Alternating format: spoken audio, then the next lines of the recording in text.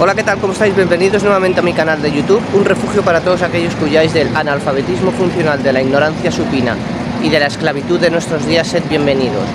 En este tercer día vamos a visitar Hierápolis, una ciudad, es de origen frigio, pero han pasado los griegos, han pasado los romanos. Veremos un poquito hoy mencionaremos al imperio persa, los griegos, las guerras médicas, Alejandro Magno, el tratado de Triparadiso, para poder entender que esta ciudad, cuando fue ocupada por los griegos, fue ya después de, la helenización de esta ciudad, básicamente, fue convertida en una ciudad griega, fue en tiempos ya del imperio Seleucida, ya ha muerto Alejandro Magno. Entonces pues vamos a mencionar un poquito a los persas, a Alejandro Magno, el tratado de Triparadiso, el imperio Ptolemaico, el imperio Seleucida, para poder entender cómo llegaron aquí, y luego pues los romanos, la reconstrucción romana, y que Hierápolis significa pues algo así como ciudad sagrada. Aquí detrás de mí se ven unas piedras, y es que Hierápolis fue destruida por una serie de terremotos en el año 17, en tiempos de Tiberio, cuando era el emperador romano Jesús, en tiempos de Nerón, en torno al año 60 después de Cristo, y después reconstruida como ciudad romana. Aquí pueden verse estas rocas, pero es fruto de los terremotos. Entonces, después de los terremotos ya fue reconstruida como ciudad romana, y entre los siglos II y III después de Cristo, los romanos realizaron importantes reformas para reconstruirla después de los seismos, de los terremotos, y ya lo que nos ha llegado es la ciudad romana. Es verdad que durante la romanización, en el siglo II antes de Cristo, es verdad que los romanos no hicieron importantes reformas. Las reformas ya vinieron siglos II y III después de Cristo, pero fue para reconstruirla después pues del terremoto del año 17 y del año 60, básicamente, porque hay que tener en cuenta que Turquía es una zona sísmica. Entonces estas piedras pues del terremoto, están aquí del terremoto, no fue por una destrucción romana ni nada por el estilo, al contrario, los romanos la reconstruyeron e hicieron importantes reformas entre los siglos II y III después de Cristo, y ya la convirtieron en una ciudad romana, que es lo que nos ha llegado a día de hoy. Restos griegos sí que hay, pero no tantos como los romanos.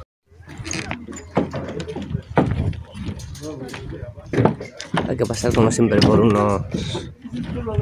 unas taquillas.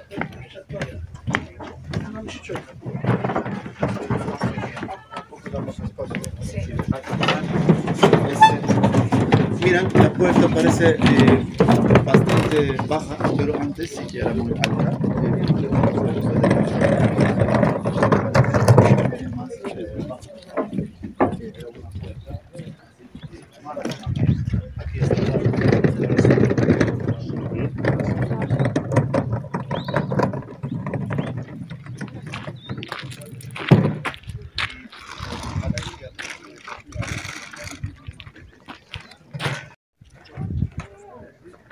En lo que se refiere al origen de Hierápolis, es de tiempo de los frigios. Ya comentamos en el primer tutorial que el primer imperio que hubo en Asia Menor fue el imperio hitita, que fue del 1600 al 1200 a.C.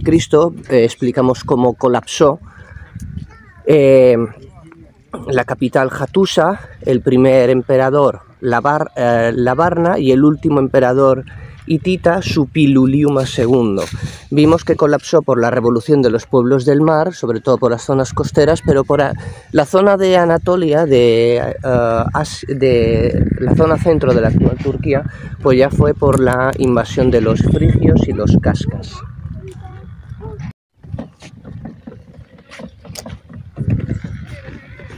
Так, пройдемте, пожалуйста.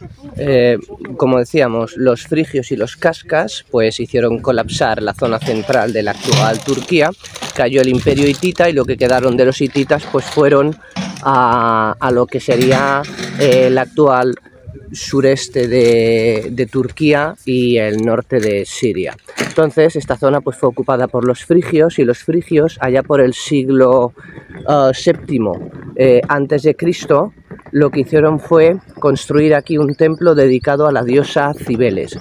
Cibeles es una diosa frigia de la fertilidad. Entonces ellos aquí construyeron un templo dedicado a la diosa Cibeles. Posteriormente, lo que sería la ciudad griega, la ciudad helenística, se hizo en tiempos del imperio del emperador griego seleucida Antíoco I, entre el 281 y el 261 a.C. Entonces, es verdad que es de origen frigio, siglo VII a.C., pero lo que sería la ciudad griega, la ciudad helenística en tiempos del emperador griego seleucida Antíoco I, entre el año 281 y el 261 a.C. Hierápolis, muy famosa pues por sus aguas termales, lo que a día de hoy sería un balneario, por la fabricación de lana y de tintes, y porque aquí nació el filósofo Epícteto. Durante la romanización, pero de la República, no del Imperio Romano, en torno al 123 a.C., los romanos no hicieron importantes reformas aquí, siguió manteniendo el aspecto griego.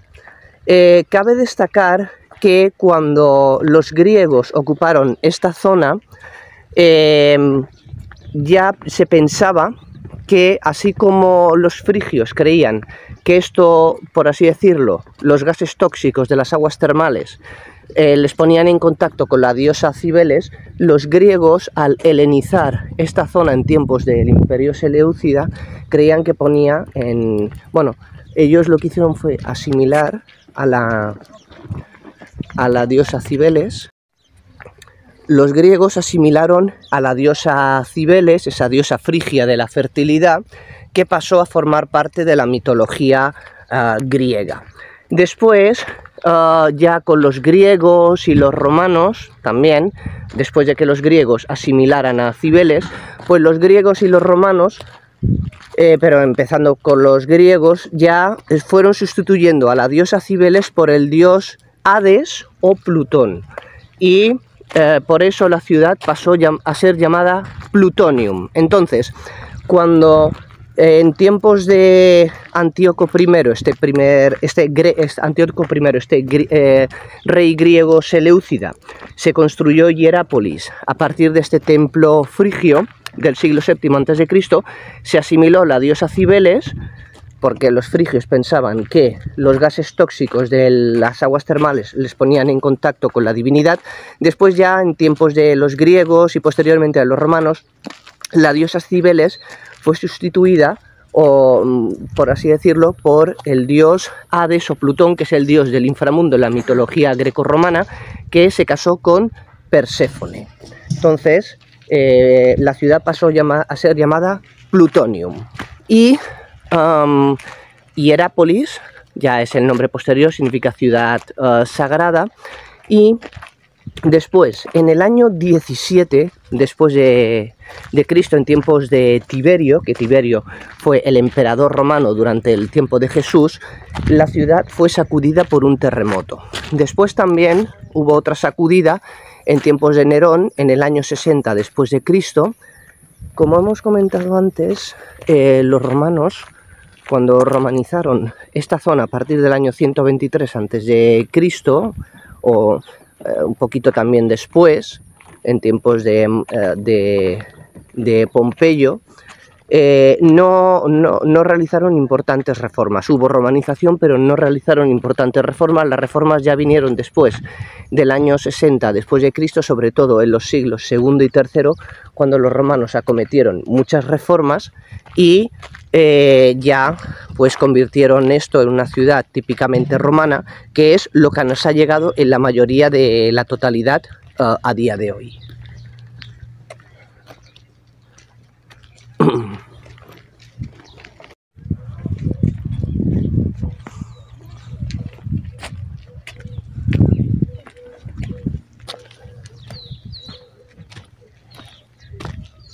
Por tanto, hemos visto que esta ciudad pues tiene su origen en el siglo VII a.C. como un templo frigio dedicado a la diosa Cibeles, la diosa de la fertilidad, porque se pensaban que los gases tóxicos de las aguas termales ponían a los frigios en contacto con esta diosa Cibeles. Ya hemos comentado que los frigios y los cascas fueron los que hicieron colapsar al imperio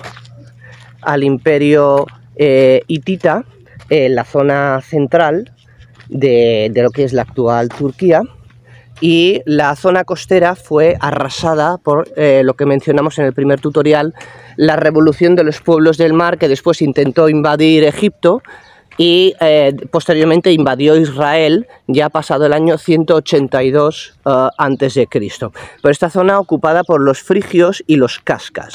Entonces, los frigios hicieron este templo aquí en el siglo VII antes de Cristo, pero la ciudad propiamente dicha fue construida pues en tiempos de Antíoco I, este rey griego seleucida, entre el 281 y el 261 a.C., y la diosa Cibeles fue asimilada por la mitología griega, y posteriormente los griegos y los romanos fueron sustituyendo a la diosa Cibeles por el dios Hades en griego o Plutón en romano, porque los romanos, cabe destacar que adoptaron a los dioses griegos, que era el dios del inframundo y que estaba casado con Perséfone, que era la hija de Zeus, y que según la mitología grecorromana pues Perséfone fue secuestrada por Hades y obligada a ser la reina del inframundo. Entonces Cibeles fue sustituida por Hades.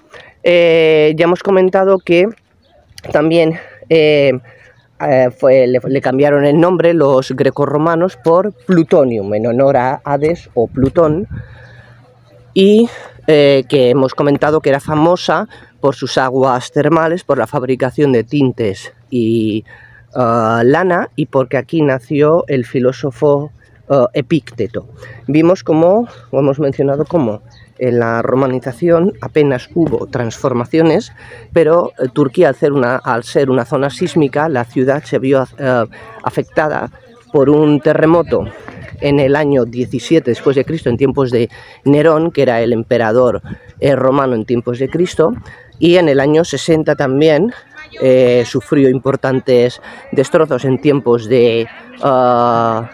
bueno, me he equivocado, era Tiberio, tiempos de Cristo. En el año 17 después de Cristo sufrió un gran terremoto, año 17 después de Cristo, en tiempos de Tiberio, que Tiberio era el emperador romano en tiempos de Jesús, y después en tiempos de Nerón también otro terremoto en el año 60 después de Cristo, y ya los romanos la reconstruyeron sobre todo entre los siglos II y III después de Cristo, y la convirtieron en la ciudad romana, que es la que nos ha llegado.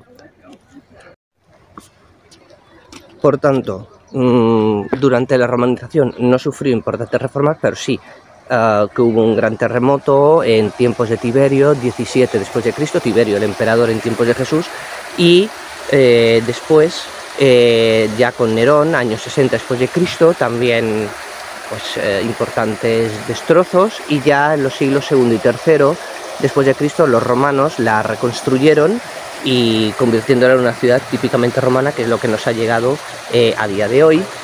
Aprovechando que San Pablo estuvo evangelizando en Éfeso, aquí se construyó una iglesia, y aquí también sufrió martirio el apóstol Felipe. Aquí estamos viendo junto a la ciudad pues unas rocas de estas calcáreas.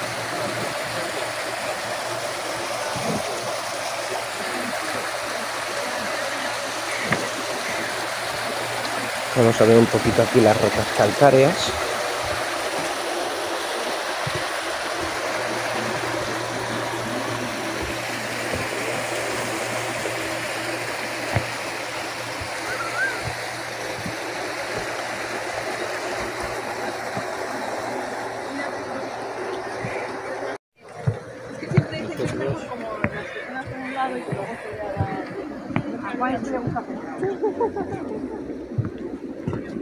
Yo he tenido situaciones que parecían que caían con la gente.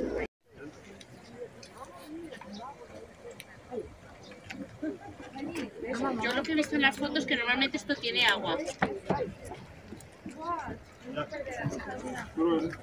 Normalmente esto tiene agua, por eso estas rocas tienen esta forma. Cuidado. Por ahí escurre más. Claro. Sí, sí.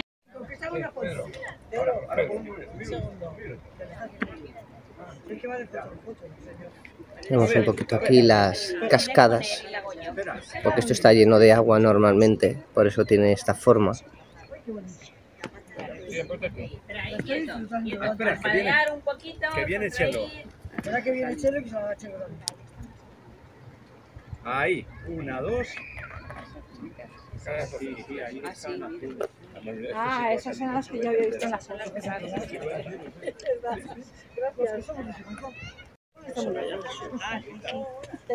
No te vayas más para atrás. Ya te la mandaré.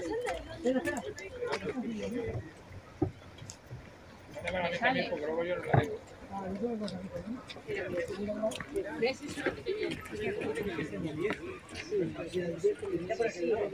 lo mejor es que es el efecto del agua sobre la capa de sal.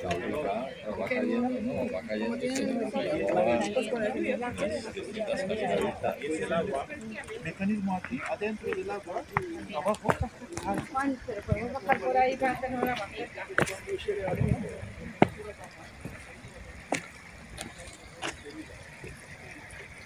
Aquí se ve cayendo un poquito de agua.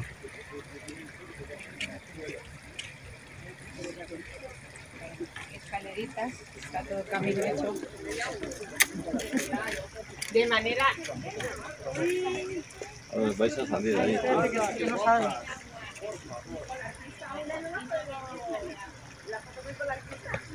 Mustafa, ¿no? Es que le llamo Mufasa. Eso es el Rey León, ¿no? Por aquí se ve que va cayendo un poquito de agua.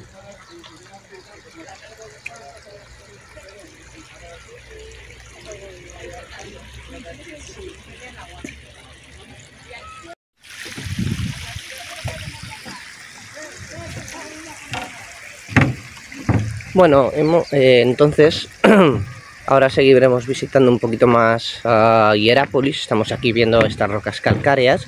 Normalmente cae más agua. Por esta zona de aquí sí que cae agua. Por la que hemos estado al principio no había nada de agua. Bueno, por tanto hemos visto un poquito el origen de Hierápolis, ciudad sagrada, siglo VII a.C., origen frigio dedicado a la diosa Cibeles, pero después helenizada por Antíoco I, emperador griego Seleucida, 281-261 a.C. La diosa Cibeles asimilada por la mitología griega y después sustituida por el dios Hades o Plutón, el dios de la mitología grecorromana, el dios del inframundo, y pasó a llamarse la ciudad Plutonium en honor a Hades, o Plutón en tiempos con el nombre romano. Hades es en griego, Plutón es el nombre romano. Hemos comentado que los romanos adoptaron a los dioses griegos, pero le cambiaron el nombre, por eso la cultura grecolatina o grecorromana. Durante la romanización ya hemos comentado que no sufrió importantes reformas antes de Cristo. Importancia de las aguas termales, la fabricación de lana, de tintes, y del nacimiento del filósofo Epícteto. Durante la romanización, ya lo hemos dicho, no hubo importantes reformas, pero sí después de los terremotos, siglo XVII después de Cristo, Tiberio en tiempos de Jesús, en el año 60, tiempos de Nerón, y después reconstruida y convertida en ciudad típicamente romana entre los siglos II y III después de Cristo. Y ahora pues vamos a hablar un poquito de eso que hemos mencionado, el imperio persa, Alejandro Magno, un poquito pues para ver cómo qué es eso de los Seleucidas, quién era Antíoco I, y cómo los griegos llegaron aquí y después los romanos. ahora lo vamos a mencionar, aunque de todos modos en el tutorial número 1, en el primer tutorial o primera parte, sí, cuando estábamos en el avión sí que fui mencionando un poquito la historia por aquí. Ya hemos hablado del imperio hitita, del imperio asirio, del imperio babilónico, y vimos cómo el imperio babilónico borró del mapa al imperio asirio. Entonces primero pues el imperio hitita entre el 1600 y el 1200 a.C., el imperio asirio desde el 1900 a.C., siglo XX, hasta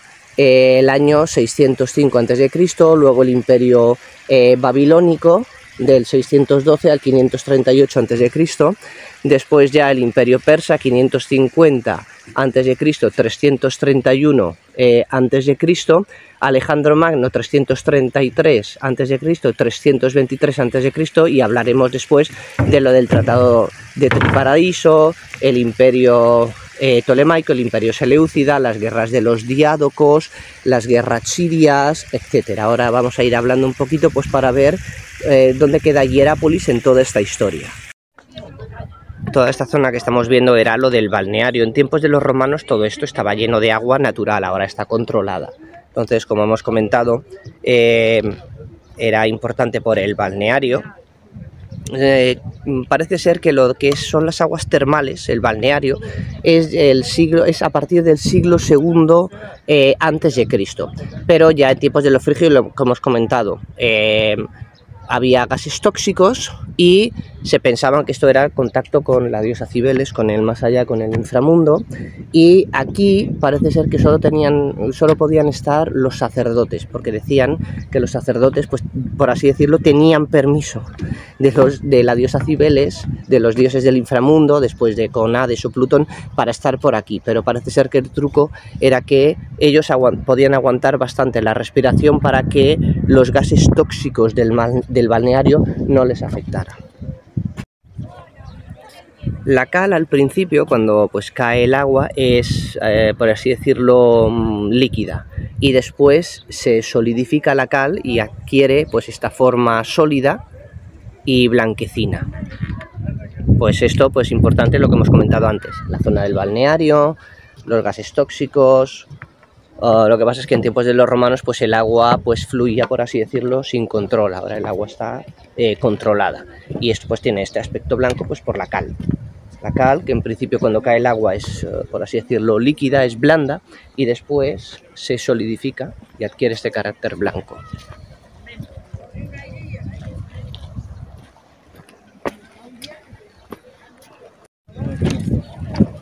Seguimos viendo un poquito más el balneario, pero todo esto forma parte de Hierápolis.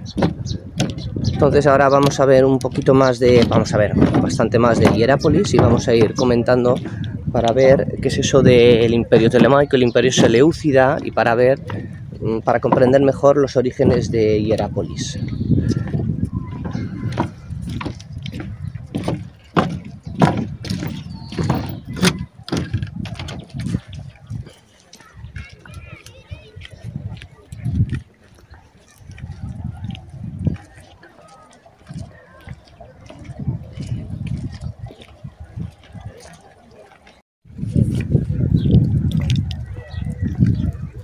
Seguimos viendo lo que era el balneario.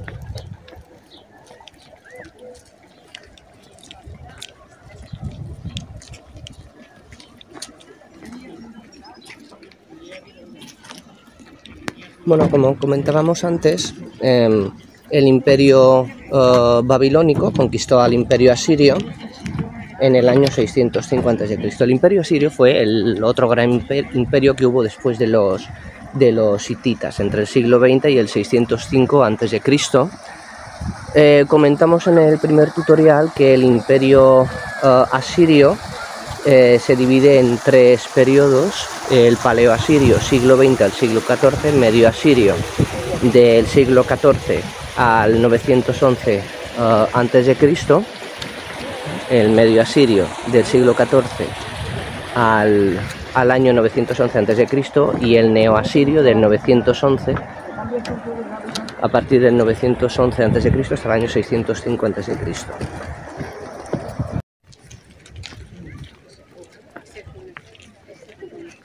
Entonces, lo que comentábamos, el imperio asirio, el paleoasirio, siglo XX, siglo XIV a.C., medio asirio, siglo XIV, 911 a.C., y después del medio asirio, el neoasirio, del 911 a.C. al 605 a.C. Aquí tenemos el balneario estaría, como se ve, a las afueras, y aquí estaría más lo que serían las estructuras de Hierápolis, que hemos comentado que son más romanas que griegas. Como hemos dicho, pues Turquía es una zona sísmica.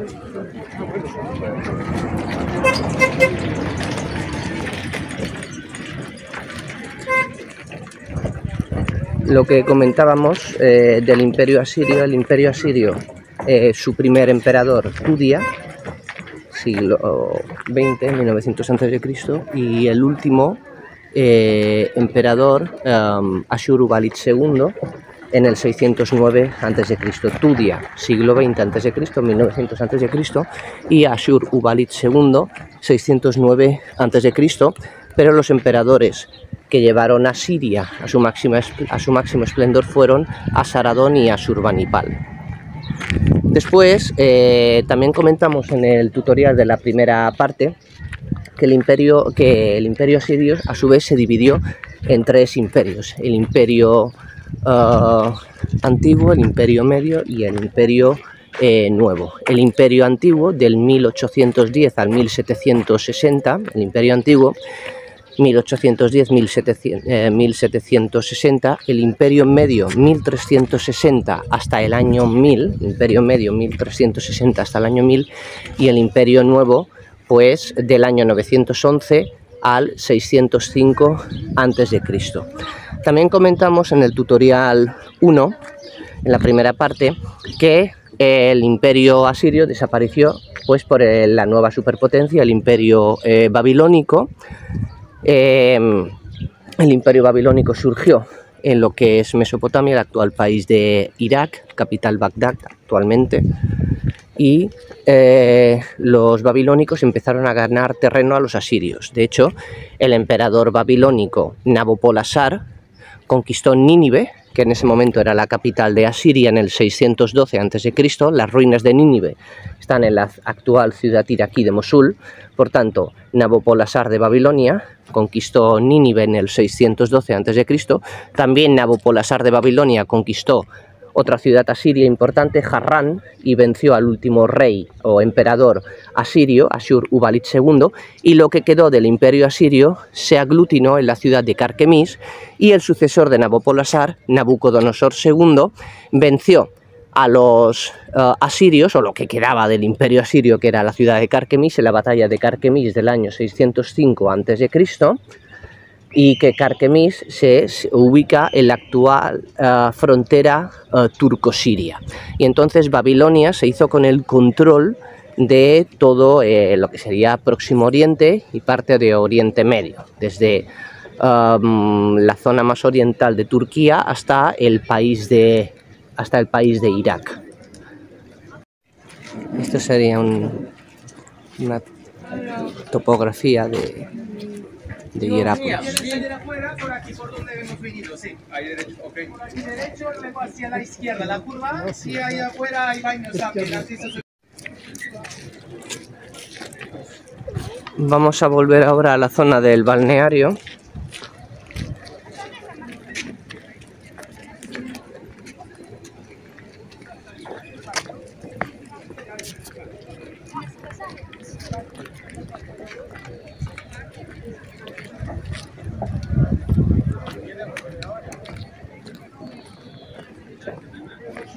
Que aquí es donde la gente se moja los pies. Aquí en esta zona de aquí es donde la gente se moja los pies.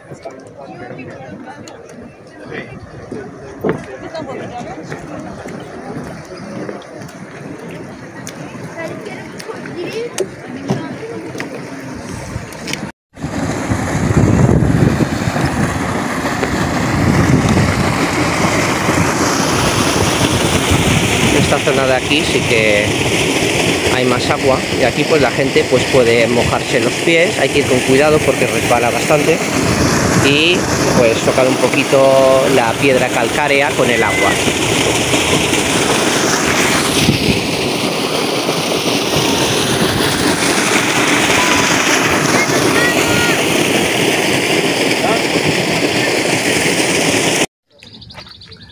Bueno, ahora vemos más lo que son las estructuras que nos quedan de esta ciudad sagrada de Hierápolis.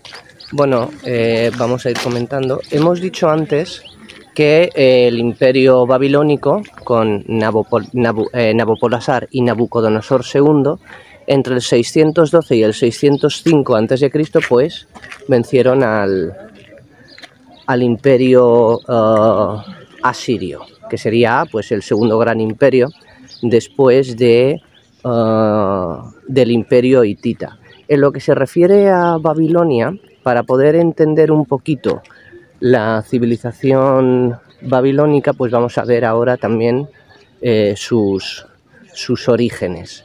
En lo que se refiere a Babilonia, para entender los orígenes tenemos que ir hasta la civilización sumeria. La historia de Sumeria se divide en tres grandes periodos. El primero es el periodo de Uruk, entre el 4300 y el 3100 a.C. En el periodo de Uruk, del 4300 al 3100 a.C., esto es para entender un poquito los orígenes de Babilonia y posteriormente del imperio babilónico. Empezaron a surgir ciudades, Uruk y Kish. La ciudad de Uruk fue la más poblada, unos 50.000 habitantes, por eso el periodo de Uruk. Después aparecieron ya la rueda, que fueron los sumerios los que crearon la rueda, y el primer sistema de escritura de la historia, la escritura cuneiforme. Se hicieron grandes obras hidráulicas para poder desviar el agua y crear superficies de cultivo. Entonces, como decíamos, los sumerios pues hicieron eso, grandes superficies para crear grandes superficies de cultivo, pues crearon estas obras hidráulicas, y después los sacerdotes eran los que controlaban toda esta zona de lo que eran las ciudades, porque hicieron creer que ellos pues habían sido elegidos por los dioses para poder controlar las ciudades. Para no extendernos demasiado con la civilización babilónica, pues bueno, el siguiente periodo, el de primeras dinastías, 2900-2334 a.C., las ciudades empezaron a pelearse, apareció la esclavitud, las ciudades se amurallaron, se eligieron a líderes militares para defender las ciudades, se fabricaron armas, apareció el primer reino de la historia, del 2350 al 2334 a.C., con un hombre llamado Lugal-Zagesi. Apareció el primer imperio de la humanidad, el imperio acadio, con Sargón I el Grande en el 2334 a.C.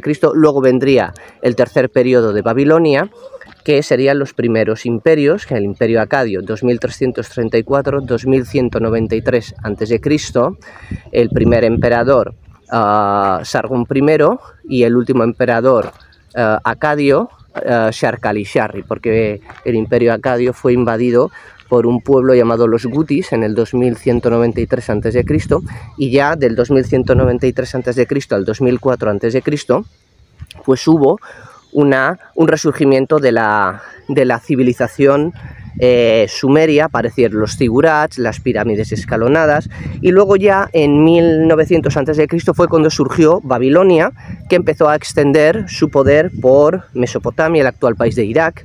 En 1792 Hammurabi creó el primer código de leyes de la historia, el Código de Hammurabi, y en 1595 Babilonia fue invadida por los hititas, en 1595 a.C., y en 1415 Babilonia fue conquistada por la civilización o la cultura casita. Pues bueno, estos serían los orígenes de Babilonia. Y Babilonia, pues Nabucodonosor II, que nos habíamos quedado en él, después de vencer lo que quedaba del imperio asirio, pues fue a Israel y deportó a 10.000 judíos a Babilonia.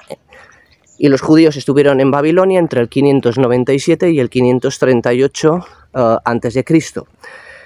Bueno, estoy contando esto mientras vemos Hierápolis, ¿de acuerdo? Para entender un poquito pues, los orígenes de Hierápolis y la ubicación espaciotemporal. Entonces, Nabucodonosor II no se llevó a 10.000 judíos de golpe, lo hizo en 3 fases, 597, 587 y 582 a.C., ¿de acuerdo? Los judíos estuvieron en Babilonia hasta el año 538 a.C. Unos años antes, en el 500, estuvieron hasta 538 a.C. porque el rey persa Ciro II el Grande pues derrotó a Amel-Marduk, el último emperador babilónico, y permitió que los judíos volvieran a casa. Entonces, el imperio persa surgió en lo que es el actual país de Irán en torno al año 550 a.C. y con Ciro II el Grande empezó a extenderse. Y después de extenderse, pues se fue yendo hacia el oeste. Y ahora hablaremos del choque que tuvieron los persas con los griegos y que a eso lo llamamos las guerras médicas. Bueno, mientras sigo contando la historia, nos dirigimos al teatro. ¿Vale? Seguimos viendo Hierápolis, pero ahora nos dirigimos al teatro. Y ahora, pues, mientras nos dirigimos al teatro, pues vamos a seguir explicando un poquito, pues, en este caso, el imperio persa. Pues como decíamos, los persas Como decíamos, el imperio persa pues surgió en el 550 a.C.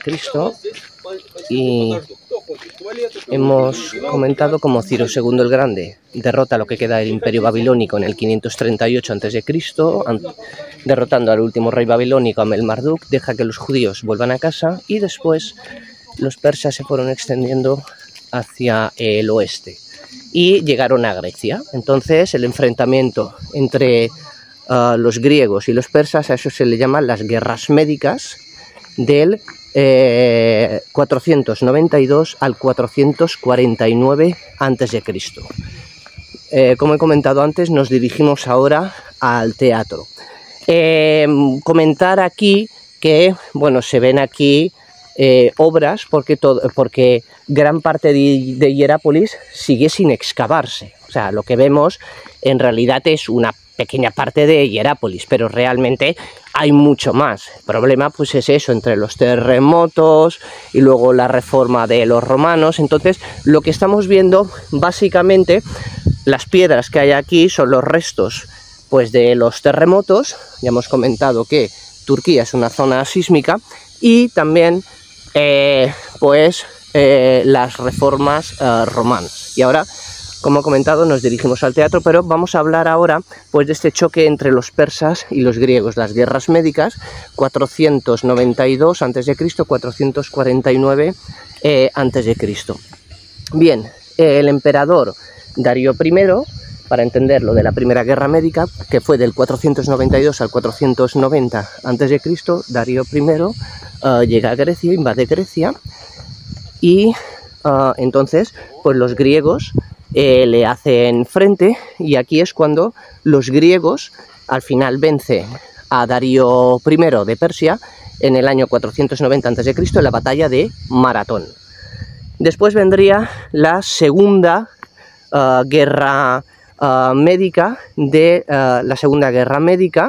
del 480 al 478 a.C.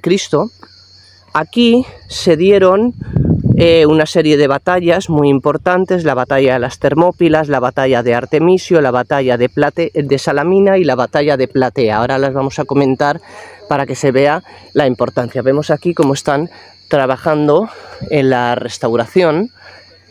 Ya hemos dicho que todavía se sigue excavando y ahora nos dirigimos allí, hacia el teatro, y si nos da tiempo iremos a la necrópolis, al cementerio.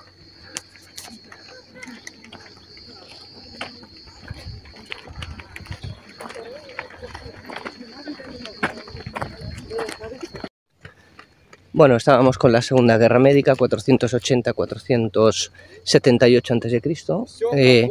La Segunda Guerra Persa fue, Segunda Guerra Médica, mejor dicho, fue Jerjes I el que invadió Grecia. Entonces se produjeron dos batallas entre griegos y persas. De forma simultánea se produjeron estas dos batallas, la batalla de las Termópilas y la batalla de Artemisio. La batalla de las Termópilas fue una batalla terrestre en el estrecho de las Termópilas entre el rey espartano Leónidas con sus 300 espartanos, que se pusieron en las Termópilas, que es un cuello de botella, para frenar al emperador persa Jerjes. Al mismo tiempo, vía marítima, se produjo la batalla de Artemisio. Es verdad que Jerjes venció tanto en las Termópilas como en Artemisio, la batalla naval, que fueron Termópilas terrestre, Artemisio naval, se produjeron al mismo tiempo. Es verdad que Jerjes I de Persia venció en las dos batallas, pero los griegos consiguieron frenar a los persas el tiempo suficiente para organizar un gran ejército, y después los griegos vencieron a los persas en dos batallas, en Salamina y en Platea. Y a partir de ahí Grecia pasó de defenderse a atacar a Persia. La Segunda Guerra Médica, por tanto, del 480 al 478 a.C., en la Primera Guerra Médica fue Darío I de Persia, en la Segunda Guerra Médica fue Jerjes. La Tercera Guerra Médica, ahora seguimos yendo hacia el teatro. La Tercera Guerra Médica fue del año 477 al 449 a.C. Aquí los griegos formaron la Liga de Delos, y la Liga de Delos con el tiempo fue empezada a controlar, empezar a ser controlada por Atenas, ¿de acuerdo? Y después ya terminaron las guerras médicas en el 449 a.C., cuando los griegos ya expulsaron a los persas y se asentaron, o se fueron asentando los griegos en la zona de la actual Turquía, en esta zona de aquí. Entonces, después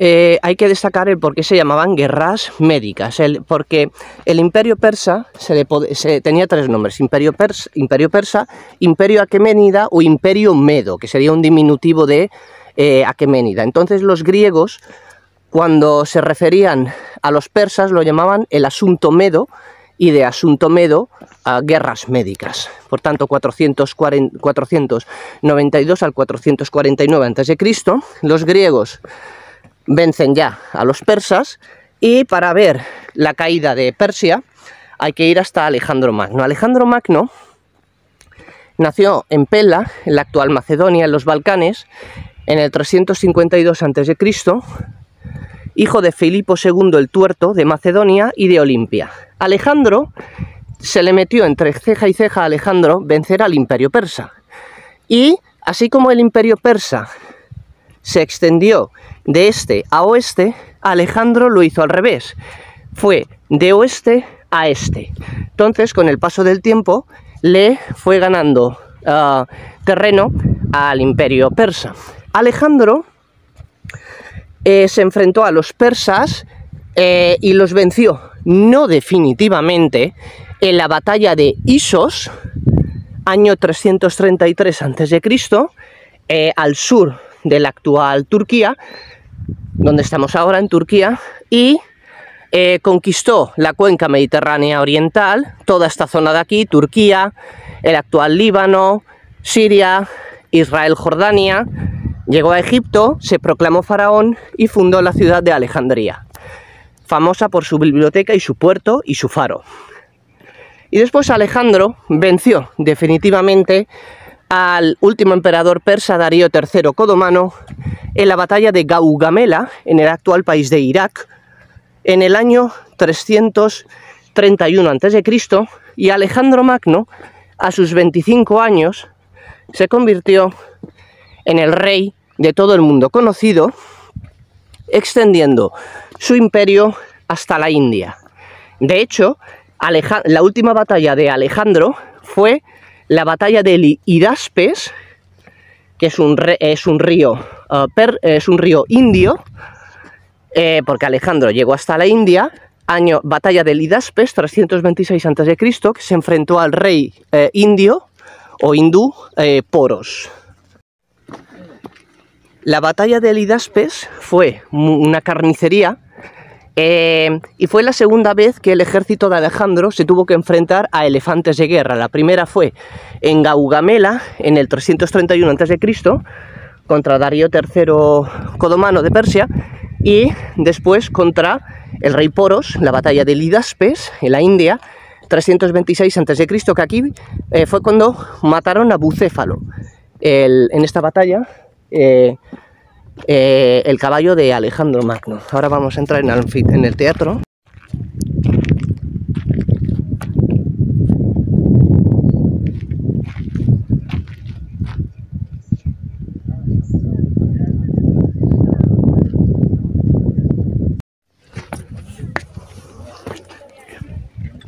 Ya estamos en el teatro. Impresionante, increíble.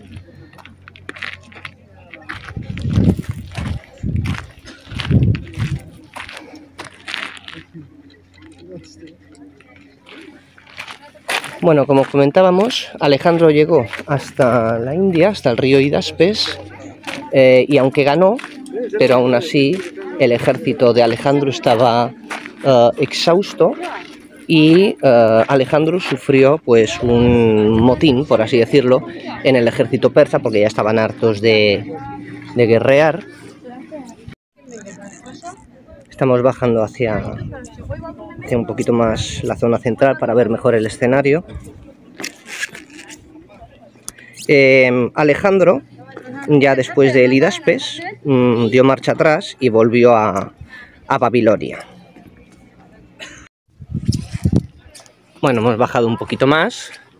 Bueno, lo que decía, Alejandro regresó a Babilonia y falleció en el año 323 a.C., alrededor de 33 años que tenía, más o menos unos 33 años, y cuando murió sus generales se dividieron el imperio alejandrino, y a eso lo llamamos el Tratado de Triparadiso.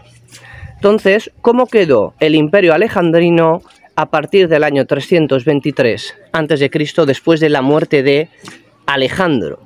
Quedó de la siguiente forma. El general Casandro se quedó con la zona de Grecia y Macedonia, lo que sería Grecia y los Balcanes.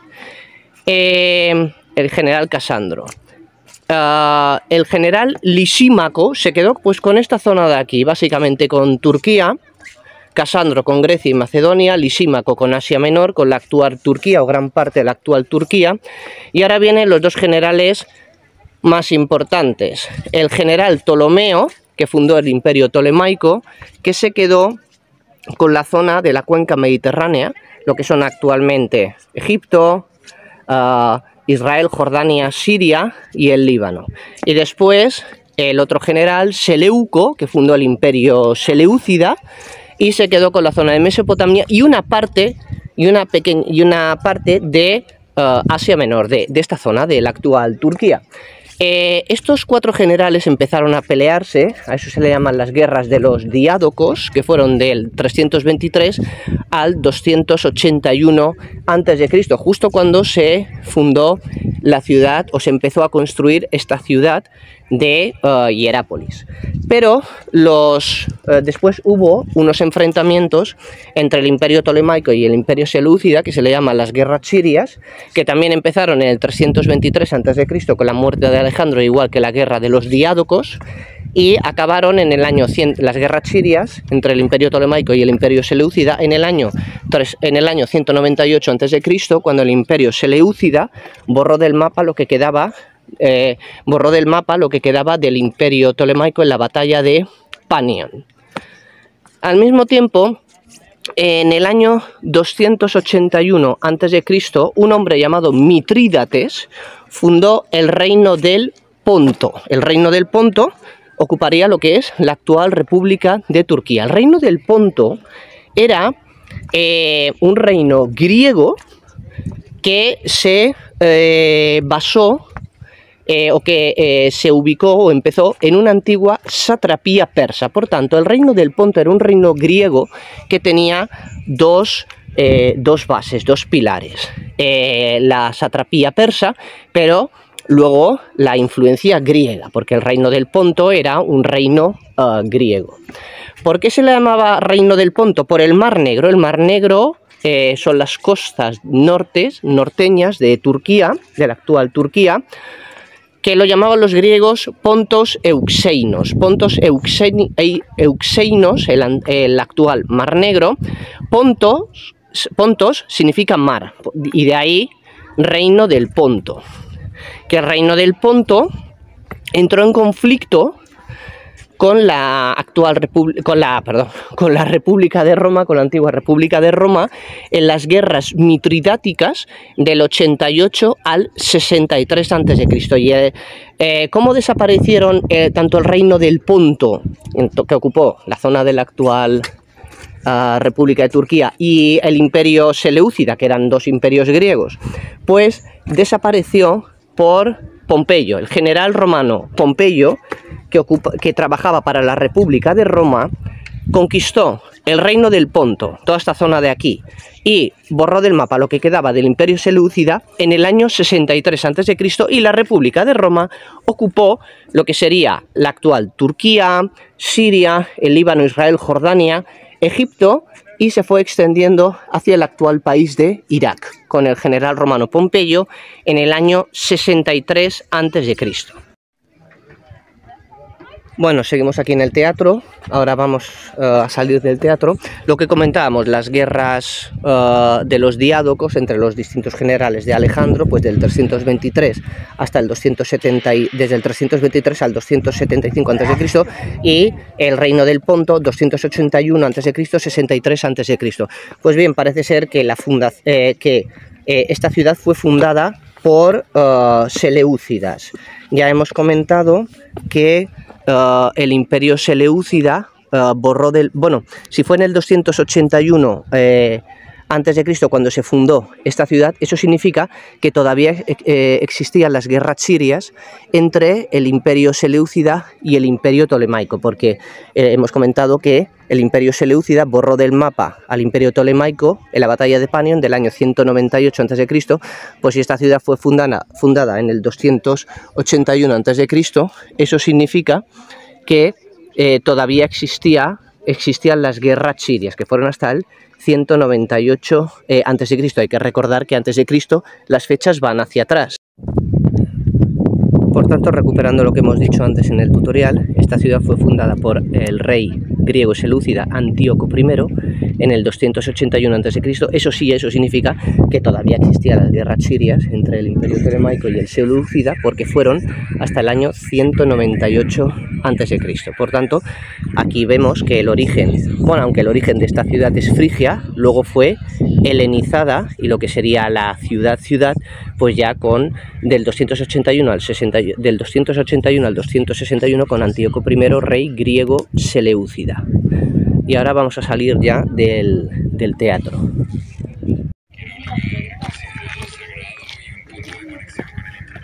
Bueno, vamos a continuar la visita. Hemos visto un poquito el teatro.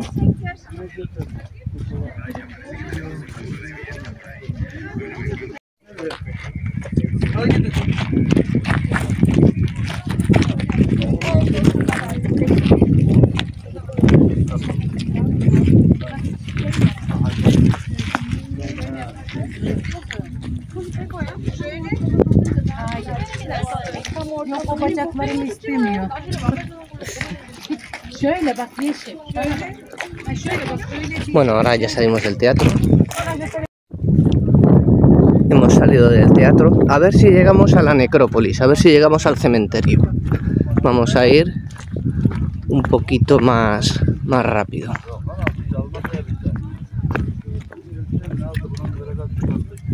Aquí recordemos que es el martirio de Felipe también, ¿vale? Aquí fue martirizado el apóstol Felipe. Lo que pasa es que este terreno es muy amplio, como se puede ver, Entonces, pues aquí ya hemos comentado antes que aprovechando la evangelización de San Pablo en Éfeso, pues aquí se construyó una iglesia y también aquí fue martirizado el apóstol Felipe.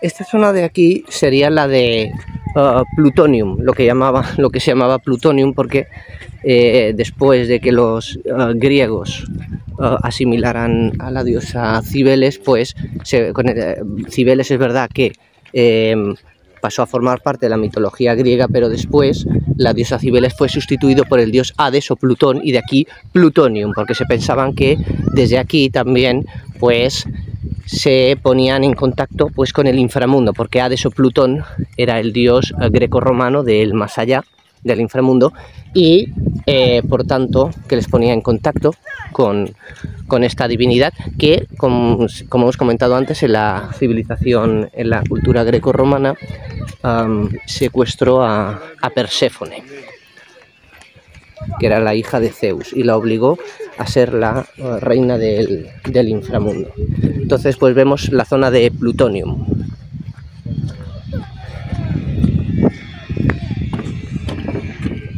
Como hemos dicho, Plutonium pues del dios Plutón, o Hades, el dios del inframundo.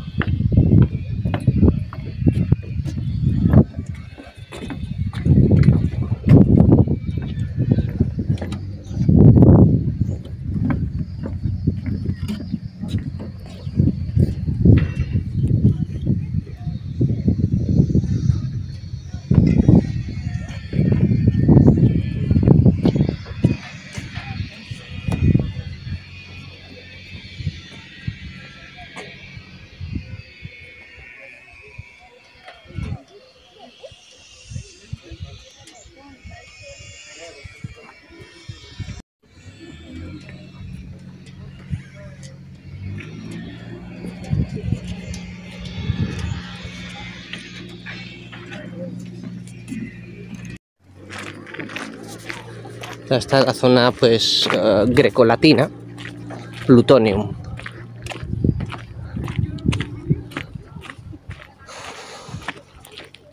Ahí es donde hemos estado antes, el teatro.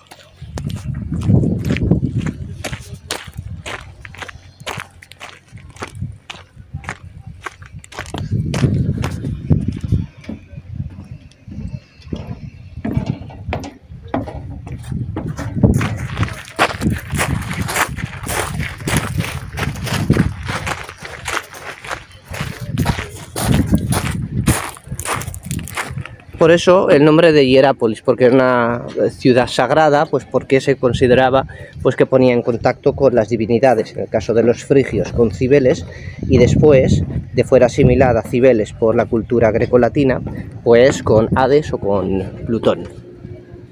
Por eso Plutonium.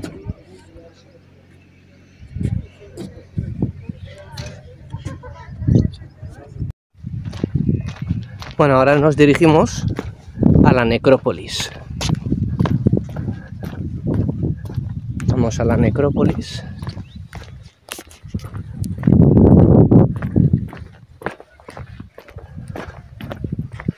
Es que es una zona muy amplia. Es muy amplia.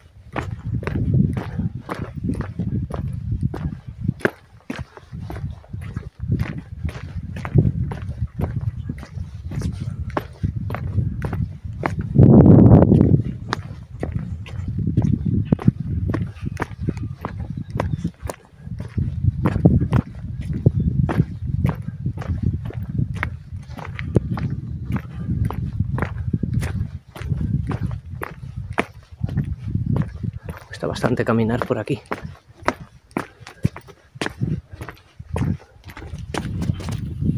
Como he comentado, pues nos dirigimos a la necrópolis.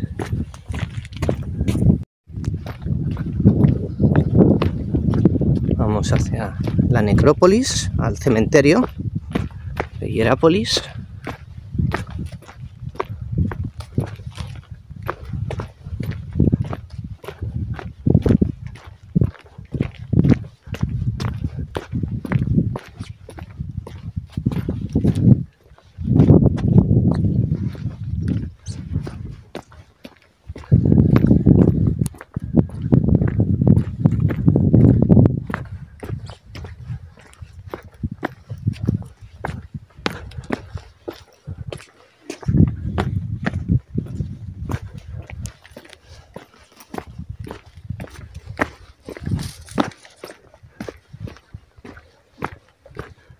La verdad es que hay mucho que ver y poco tiempo del que disponer.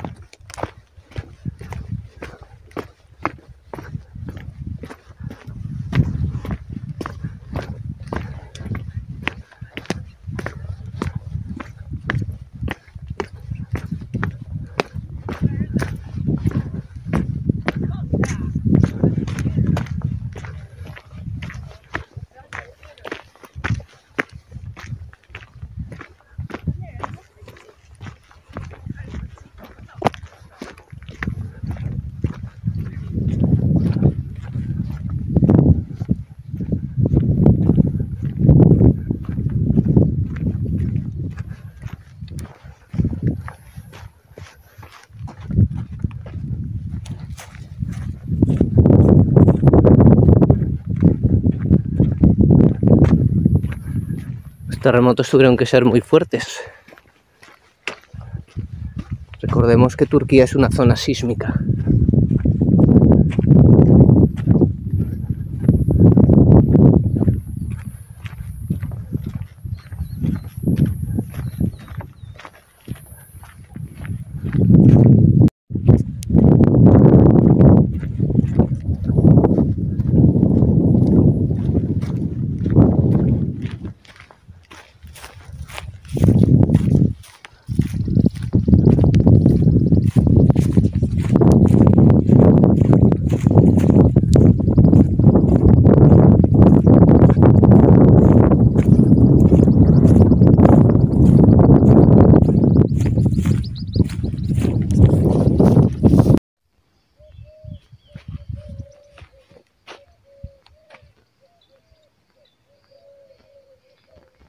Parece ser que toda esta zona era el ágora.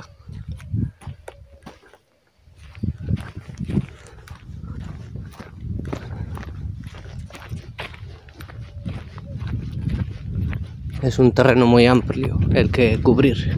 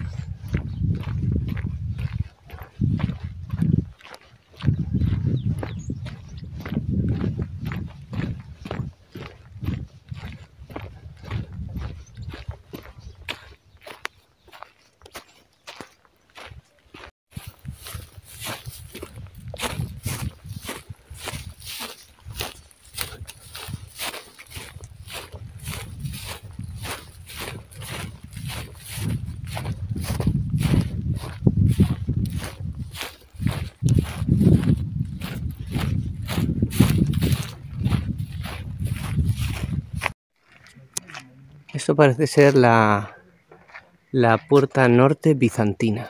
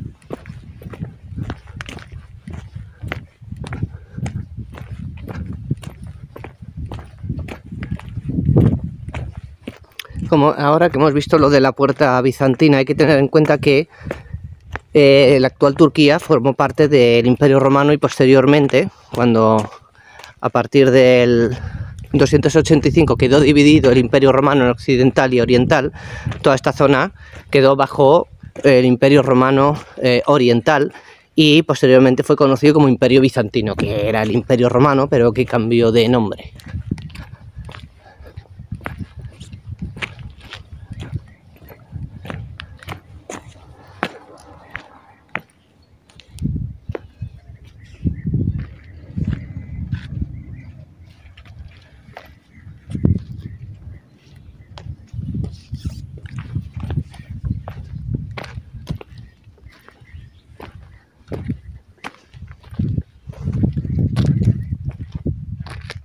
Parece ser que esto era la calle principal romana.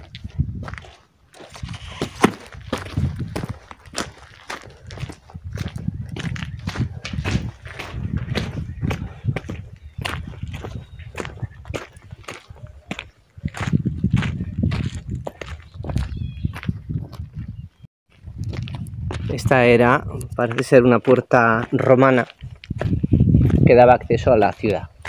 Puerta romana de acceso a la ciudad.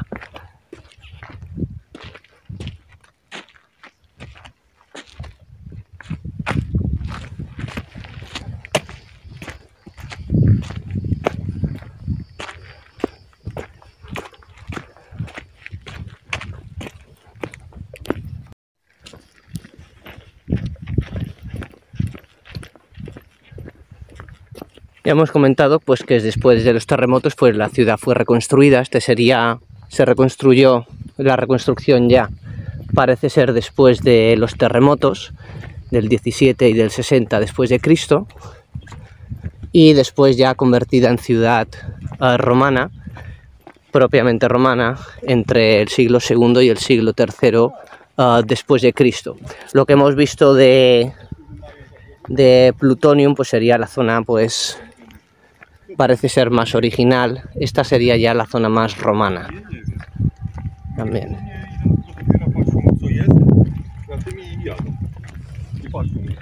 No nos da tiempo a ver más. Toda esa zona de allí, la zona norte, parece ser la necrópolis, que es una zona demasiado amplia.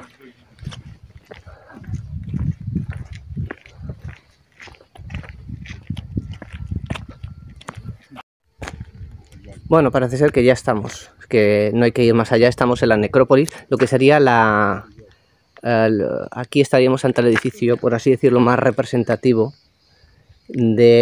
o mejor conservado de la necrópolis norte.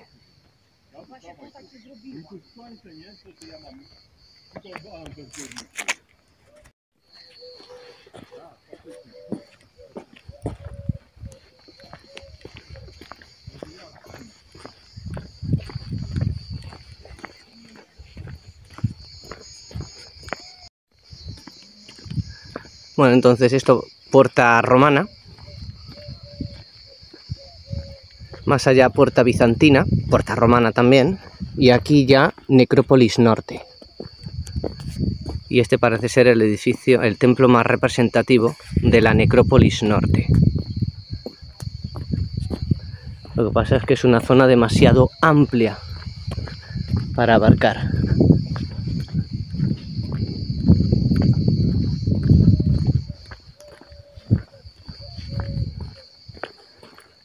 Es curiosa esta ciudad.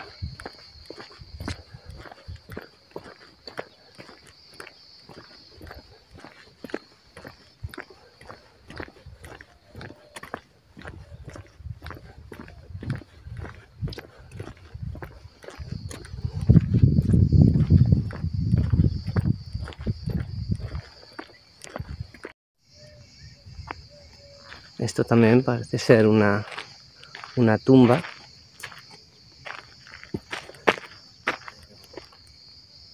Es una tumba.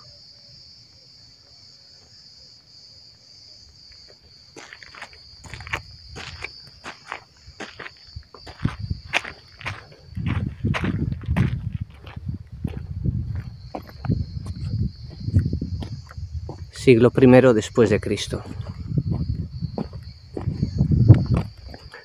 Tumba, siglo I después de Cristo, entrada romana, muralla bizantina.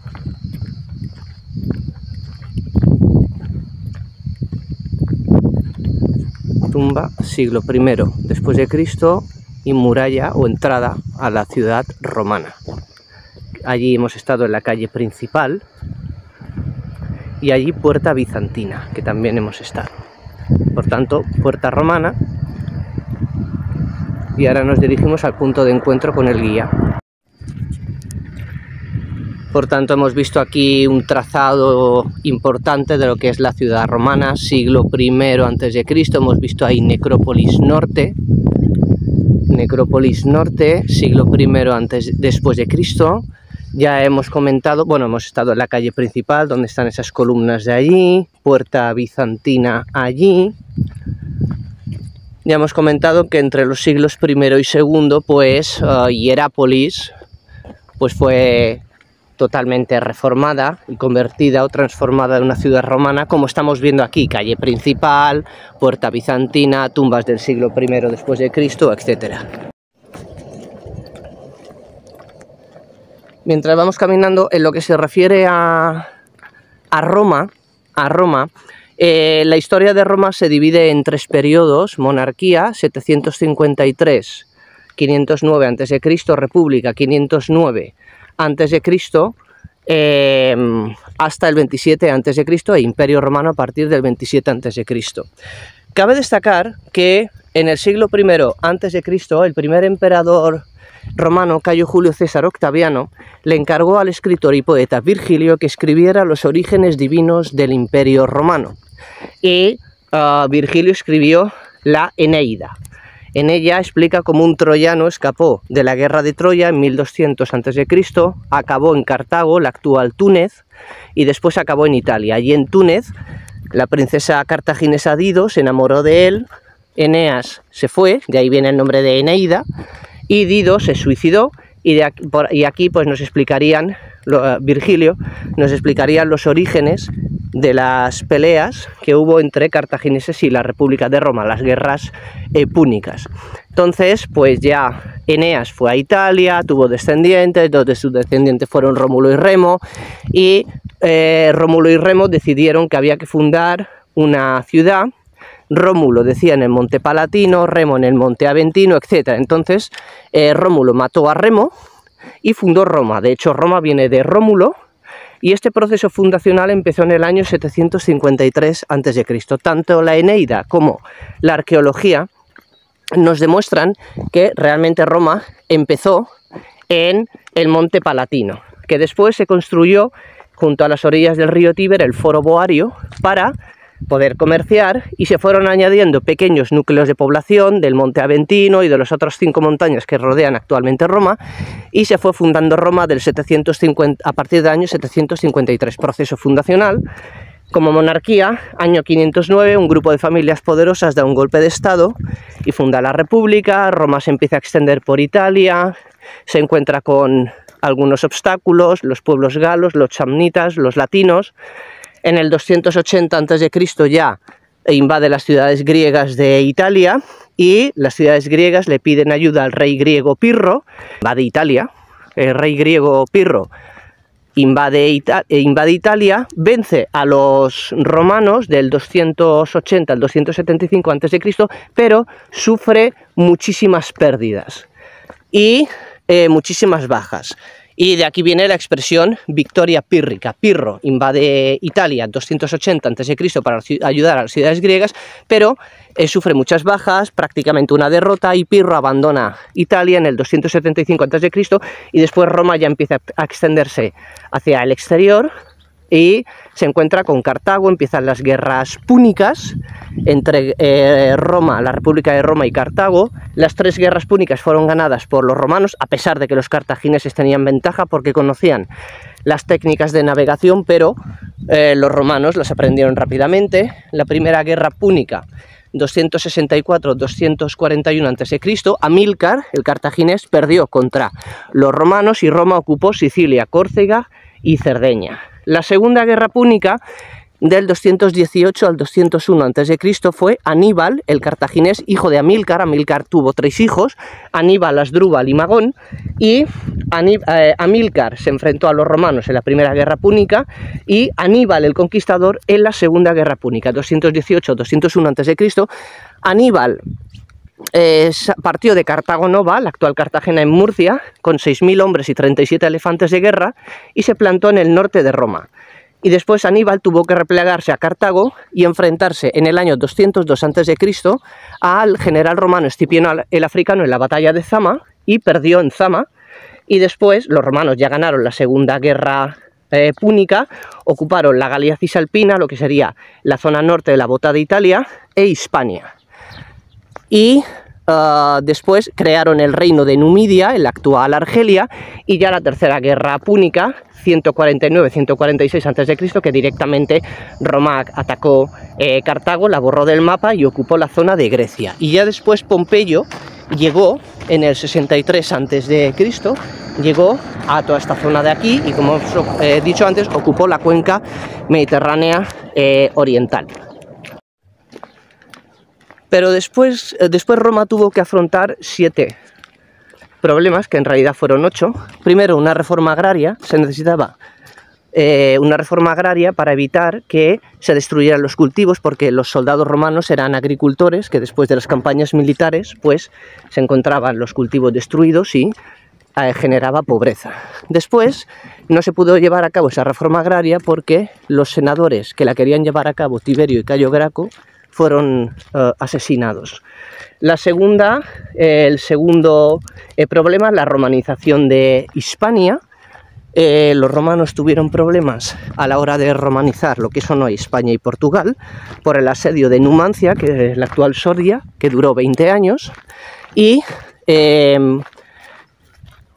acabó el asedio de Numancia Escipión Emiliano, nieto del Escipión el Africano, que venció a Aníbal en Zama, 201 a.C., y después tuvieron problemas con el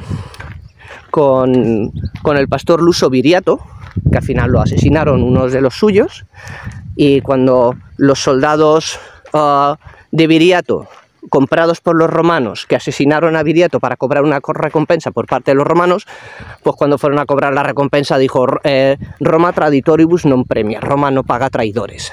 El tercer problema, la guerra en Numidia. Uno de los aspirantes al trono de Numidia, un reino creado después de la segunda guerra púnica contra Cartago por los romanos, Yugurta mató a los otros aspirantes al trono, provocó una crisis interna y enviaron desde la República de Roma al general Quinto Cecilio Metelo, pero no consiguió vencer a Yugurta. Hay otro Quinto Cecilio Metelo, se llamaba igual, que era primo de este Quinto Cecilio Metelo numídico. Pues está su primo, que se llamaba igual, Quinto Cecilio Metelo, de Baleares, que romanizó Baleares en el 123 a.C. Bueno, Roma consiguió vencer a Yugurta gracias al cónsul Mario y al comandante Sila, que lo vencieron en el año 105 a.C. Después la guerra en el sur de Francia, que Roma tuvo que enviar al cónsul Mario y al comandante Sila para luchar contra los teutones, que los vencieron. Sila y Mario vencieron a los teutones en el año 102 a.C. en la batalla de Aquaix-Sextie, al sur de Francia.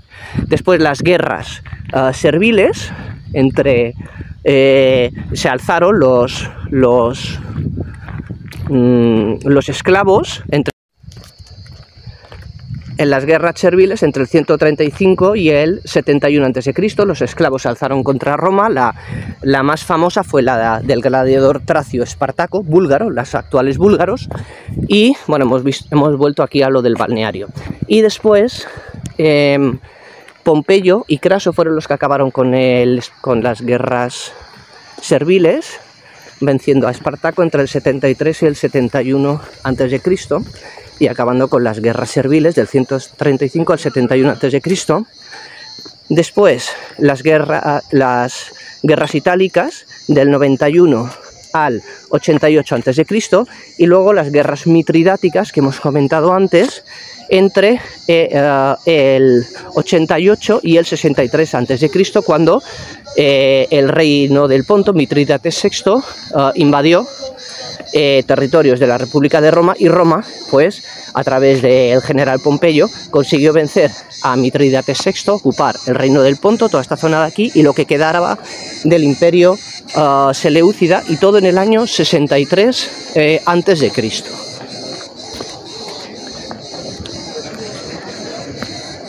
Ahora volvemos a la zona del balneario.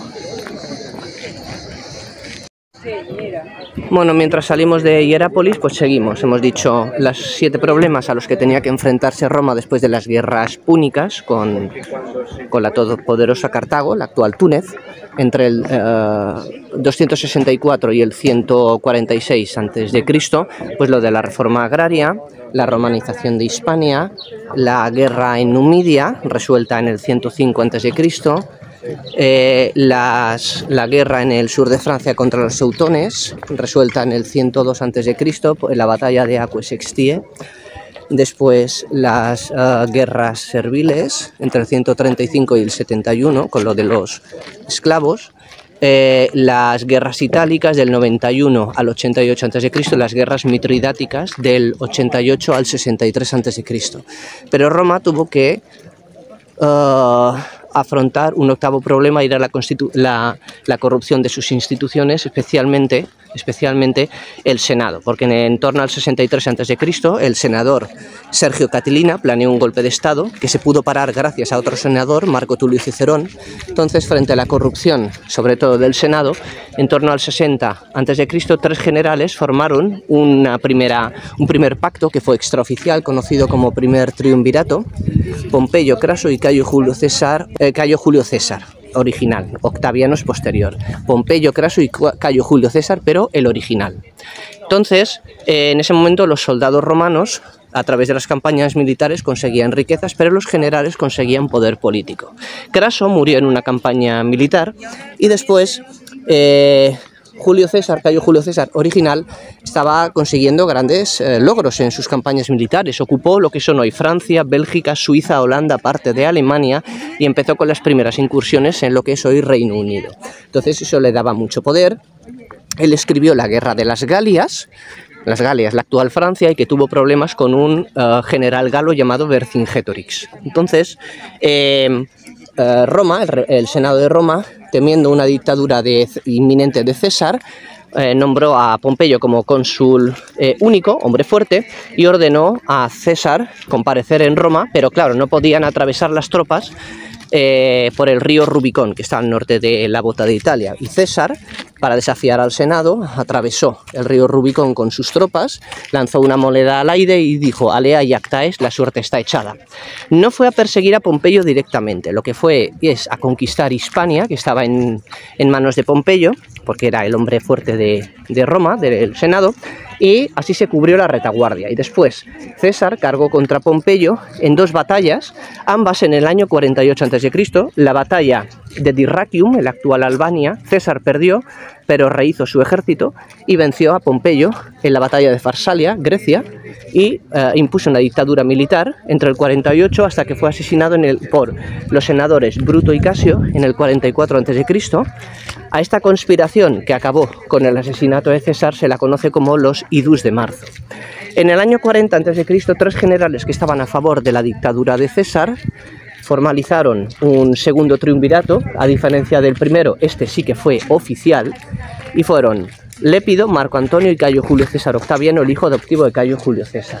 Lépido desapareció y Marco Antonio y Cayo Julio César Octaviano, en el año 31 a.C., se enfrentaron en la batalla naval de Actium, ganó Octaviano, y a partir del año 27 a.C., Roma pasó a ser imperio y Octaviano su primer emperador. Bueno, mientras abandonamos ya Hierápolis, comentar ahora pues la expansión del cristianismo. El cristianismo se expandió por el Imperio Romano pues desde Pentecostés, desde que Dios envía el Espíritu Santo, el amor de Dios, la tercera persona de la Santísima Trinidad. Es perseguido por las autoridades romanas hasta su legalización en el año 313, edicto de Milán, emperador romano occidental Constantino y el emperador romano oriental Licinio se ponen de acuerdo y legalizan el cristianismo tanto en el Imperio Romano Occidental como en el Oriental.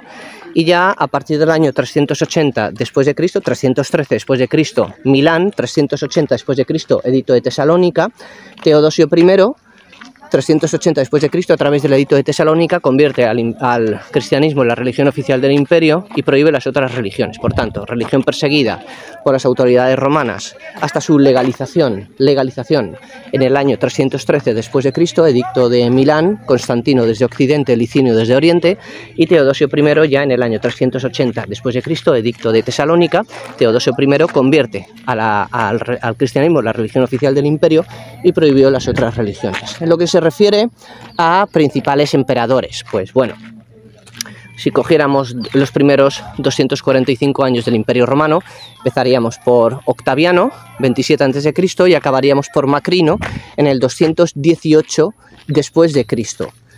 Pues Octaviano, Tiberio, que fue en tiempos de Jesús, Tiberio, Calígula, Claudio, Nerón, Galba, Otón, Vitelio, Vespasiano, en torno al 72 después de Cristo, Tito, 80 después de Cristo, Domiciano, Nerva, 96 después de Cristo, Trajano, 98-117, Adriano, en torno al 130,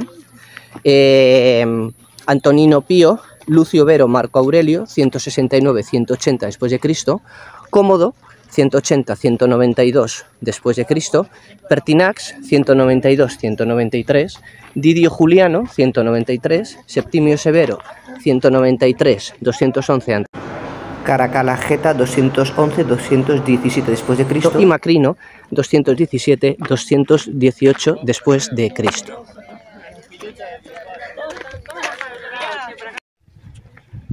En lo que se refiere a la división en Imperio Romano Occidental y Oriental fue Diocleciano, que por cierto Diocleciano fue el que persiguió más a los cristianos, persecución de Diocleciano, la peor, año 303 después de Cristo. Diocleciano, entre el reinó del 285 al 305 después de Cristo, él dijo que Roma, que había que dividir el imperio en occidental y en oriental, desde Grecia hacia Lusitania, el actual país Portugal, Imperio Romano Occidental, y pusieron a Maximiano y a Constancio Cloro, y de Grecia hacia el actual país de Irak, Mesopotamia, Imperio Romano Oriental, y se puso el propio Diocleciano y Galerio. Por tanto, Imperio Romano Occidental, a partir del año, desde el año, pues antes del año 305 después de Cristo, en Occidente Maximiano y Constancio Cloro, y en Oriente Diocleciano y Galerio. Después, en el 305 después de Cristo, Maximiano en Occidente y Diocleciano en Oriente renunciaron y fueron sustituidos por Severo II en Occidente y Maximino Gaya en Oriente. Por tanto, quedaron en Occidente Severo II y Constancio Cloro, y en Oriente Maximino Daya y Galerio. Constancio Cloro murió y le sustituyó su hijo Constantino. Por tanto, en Occidente quedaron Severo II y Constantino, y en Oriente Maximino Daya y Galerio. Se añadieron Maximiano, que había renunciado antes, y Magencio. Por tanto, llegó a haber una exarquía desde Severo II, Constantino, Magencio, Severo II, Constantino, Magencio, Maximiano, Maximino Daya y Galerio. Con el tiempo, a Severo II lo quitaron de en medio y quedó una pentarquía. Pero es que se añadieron dos emperadores más, Licinio y Domicio Alejandro, y llegó a haber una heptarquía. Por tanto, entre el 305 y el 312 después de Cristo hubo hasta 7 emperadores que se pelearon por el control tanto del Imperio Romano Occidental como del Oriental. Constantino, Magencio, Licinio, Maximino Daya, Galerio, Maximiano y Domicio Alejandro.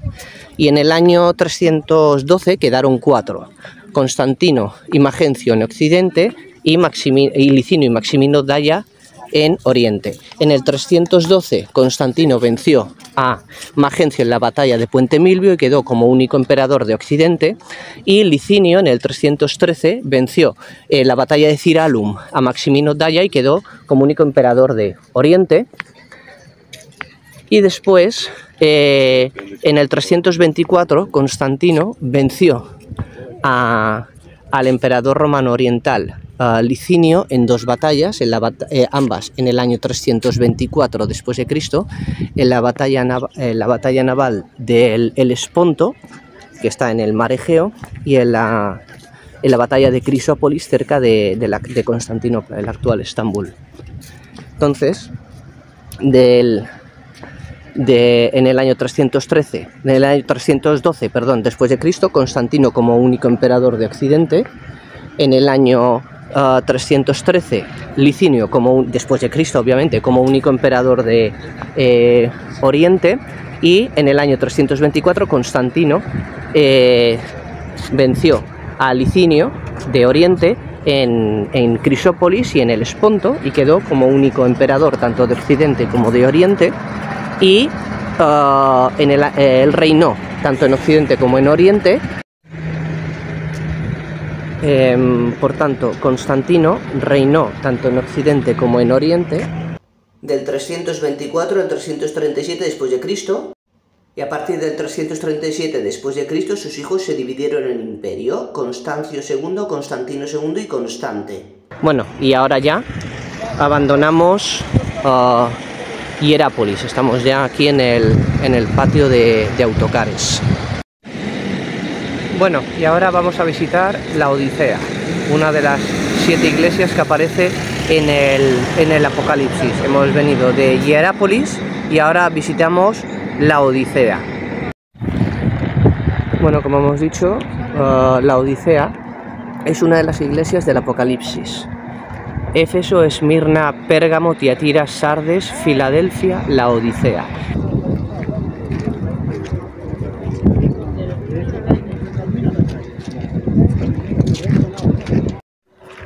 Bueno, entramos por el Cardo, la calle principal de la Odisea.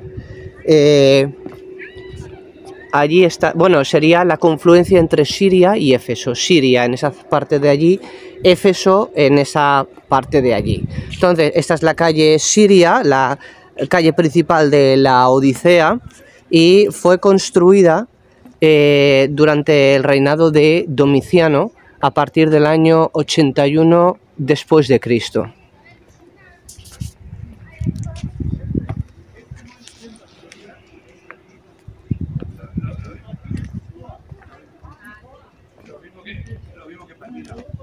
En Palmira, igual, Siria. Estamos en la calle principal. Palmira. Hay que darse cuenta que este sería el piedra de hoy, pero este es de la época romana. Si estábamos ahí también, vamos a Todo esto es de época romana y posteriormente bizantina, que bizantino es el Imperio Romano Oriental.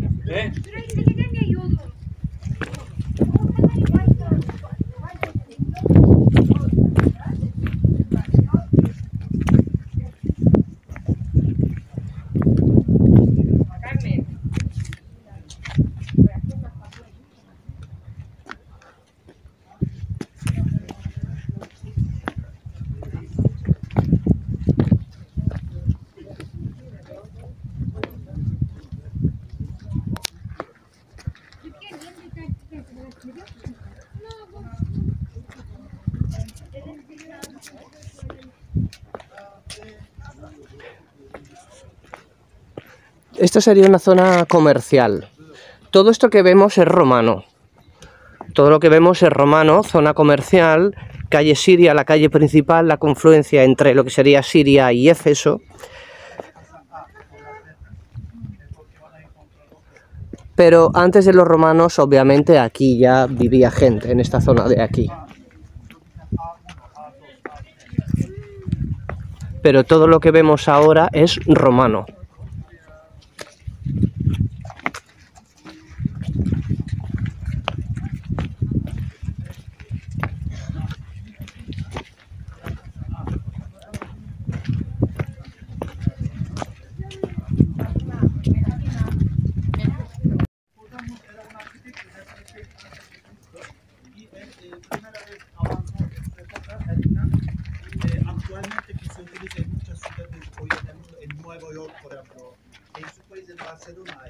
las calles cuadradas.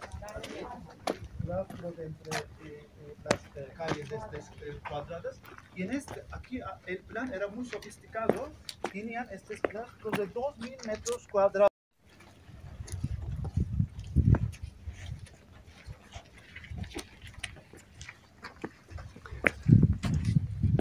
Por tanto, todo esto que estamos viendo es romano, aunque anteriormente ya había gente.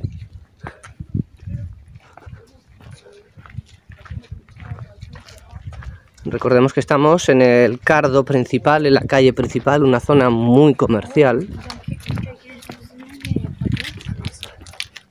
construido en tiempos de Domiciano, a partir del año 81 después de Cristo.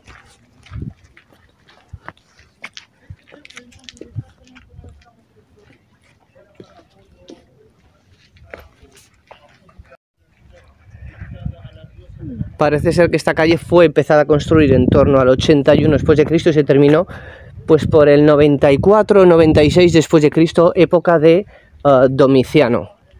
Este templo de aquí no se sabe realmente a qué dios griego está dedicado, grecolatino, pero hay arqueólogos que creen que está dedicado a pues casi todos los dioses grecolatinos.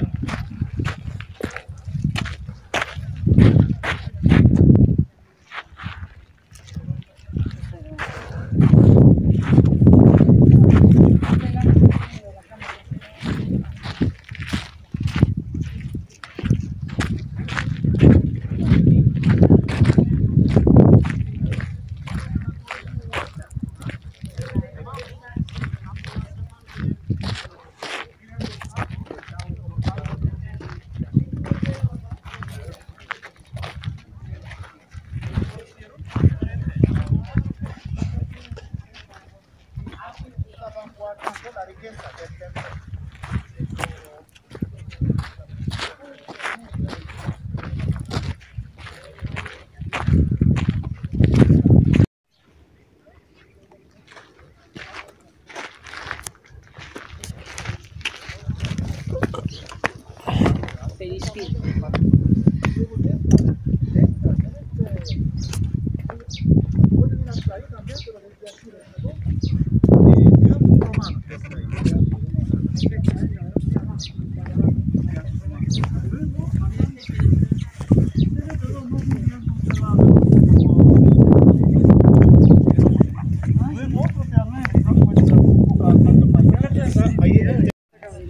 Bueno, vamos a explicar un poquito. Esto que hay justo donde hemos atravesado aquí, que hemos entrado aquí, donde parece que está este metacrilato, este suelo, esto era el almacén del templo, el templo del que hemos salido ahora, dedicado a varios dioses grecolatinos, pues esto sería el almacén. Entonces los arqueólogos lo dejaron así pues para que la gente lo viera, para que la gente lo entendiera mejor. Esta es la zona del almacén del templo. Aquí tendríamos el templo romano, y ahí el templo helenístico. Aquí curiosamente el templo helenístico está mejor conservado que el romano, cosa que en Hierápolis no pasaba. De donde hemos venido antes no pasaba. Entonces allí, justamente de donde hemos venido, el templo romano estaba mejor conservado. En cambio aquí en la Odisea el templo romano está peor conservado. Es ese de ahí, el templo romano. Y aquí el templo helenístico, templo griego, que curiosamente aquí está mejor conservado. Es el templo griego mejor conservado, es el templo romano peor conservado, y aquí está la iglesia.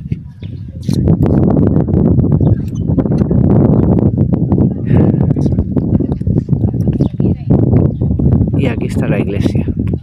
Vale, por tanto hemos venido de aquí, de este templo dedicado a, parece ser, a varios dioses griegos. Aquí tendríamos el almacén, ahí tendríamos el templo romano peor conservado que el templo griego que está allí. templo griego, templo romano, la iglesia. Y ahora volvemos por la zona del templo, volviendo a atravesar lo que era el almacén.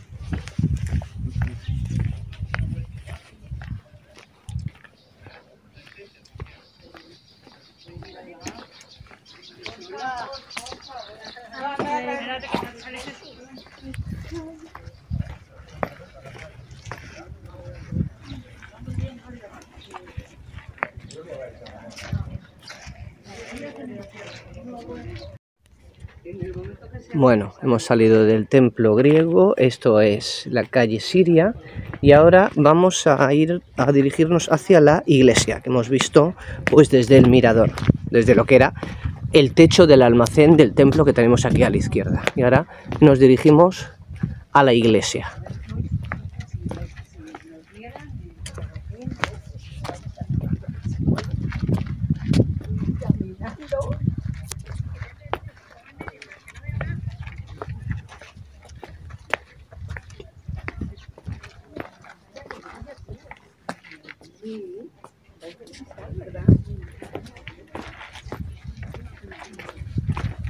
¿Bajáis por aquí? Sí. ¿Os ayudo? Hay que saltar muy alto,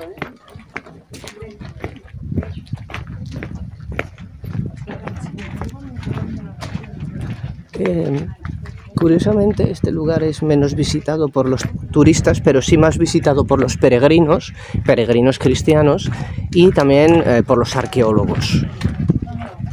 De hecho, todavía siguen excavando. Ahora nos acercamos aquí a la iglesia.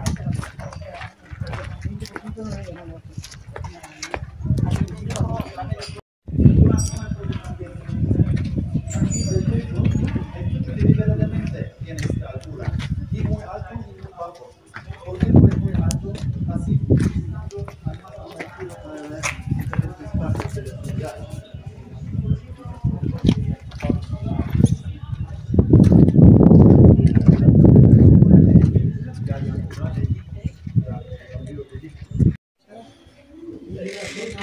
Y esta es la iglesia del Apocalipsis, ¿no? Una de las 7. Una de las 7. Sí. ¿Y por qué es del Apocalipsis?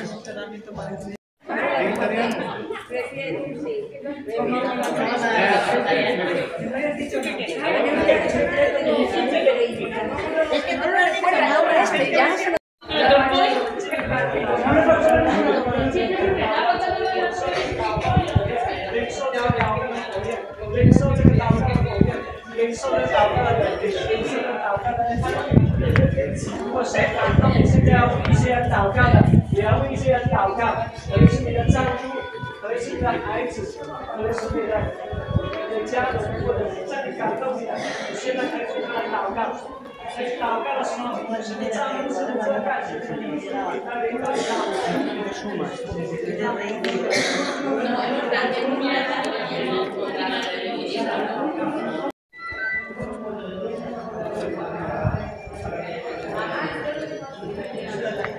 Aquí los arqueólogos hacen trabajo obviamente de recuperación y de restauración de esta iglesia cristiana.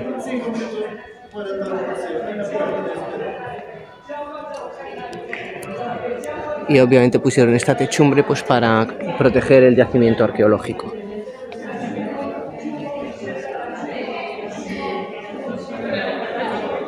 También curiosa esta ciudad, relativamente cerca de Hierápolis. Hierápolis estaría, de donde hemos venido antes, estaría por esa zona de allí. Ahí está el templo griego que hemos visto, pues por esa zona de allí, Hierápolis. Y hemos comentado que allí, curiosamente, pues el templo griego está peor conservado que el romano, y aquí es al revés, el templo romano está peor conservado que el griego. Y ahora estamos aquí en la iglesia, que está, pues representa una de las iglesias del Apocalipsis: Éfeso, Esmirna, Pérgamo, Tiatira, Sardes, Filadelfia, la Odisea. Y ya explicamos en el tutorial de segunda parte, el segundo capítulo, pues un poquito el significado del Apocalipsis. No, sale cosas, pero no me la recuerdo. Mírame un segundo. Espera. Sí, Pedro decía, no, si se levanta. No acaba de cerrarse, lo tocamos. Pasa. Claro, eso es el prácticamente, pero van a Hay que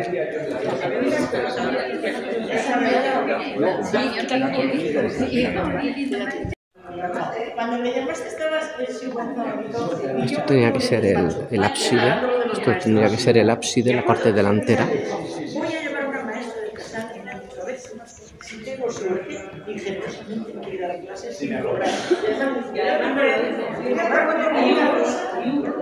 Aquí la nave principal, nave lateral, otra nave lateral, puerta, 180.000 euros. ábside.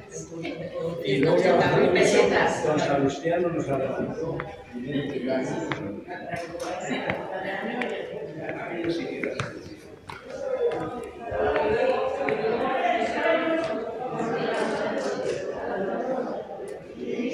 Otra nave lateral.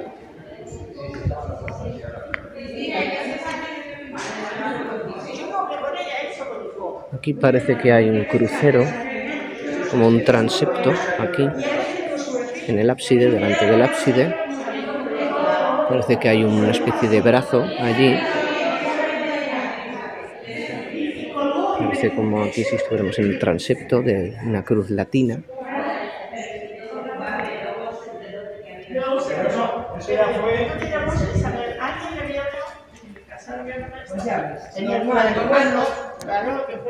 Es verdad que de todas la mejor es mejor. Hombre, La otra nave lateral. De todas la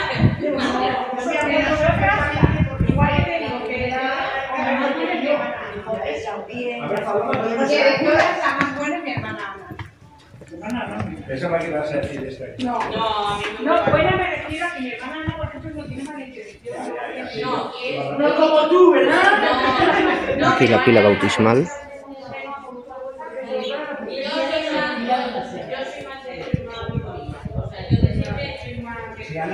Hemos visto la pila bautismal, el baptisterio. Vamos ahora por un lateral y ahora ya salimos. Hemos visto allí templo romano, Hierápolis, ahí el templo griego, mejor conservado aquí que el romano, y en Hierápolis, de donde hemos venido antes, al revés, el romano mejor conservado que el griego. Aquí el griego, curiosamente, es más antiguo que el romano, pero está mejor conservado que en Hierápolis. Pero no por el trabajo, sino porque las madres, sus alumnas, porque yo ya dejé de ser la madre de las niñas y la madre de los padres. Y aquí parece que era una especie de aseos, letrinas, unos aseos.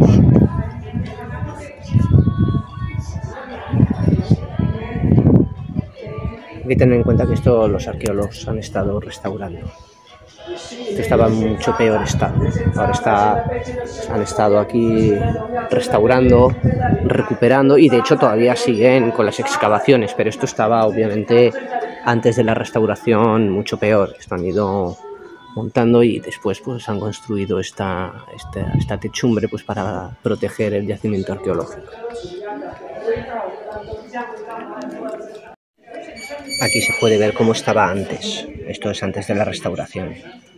Estaba totalmente destruido. Y aquí los arqueólogos pues han ido recuperando.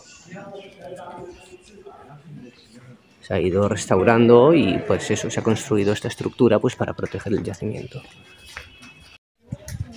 Bueno, ya hemos salido de la iglesia y ahora vamos otra vez a la calle Siria, a la calle principal.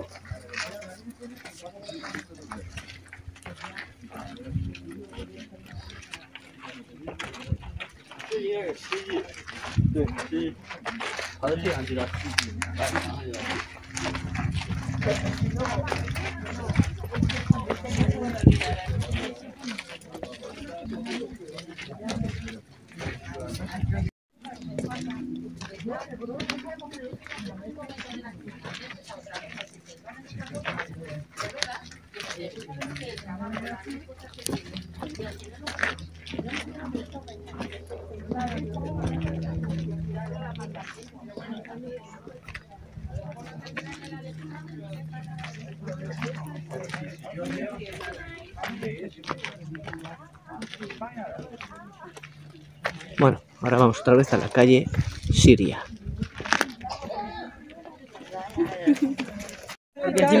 Bueno, estamos otra vez en la calle Siria. Pero nos dejó claro todo el rato la dirección, que eran casos religiosos, pero que no eran dos.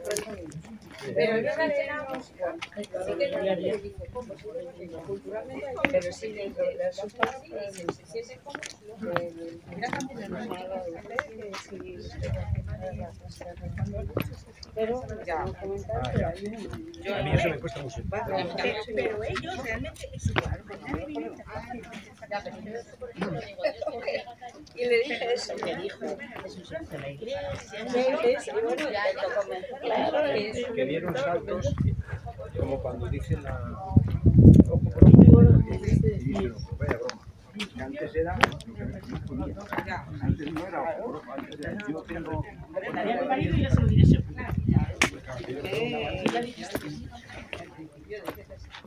Así hay que...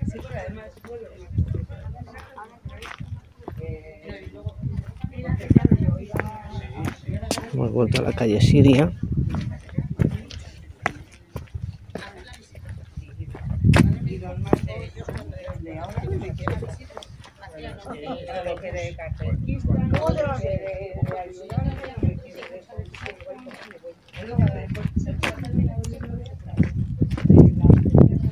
Ahora ya abandonamos este lugar.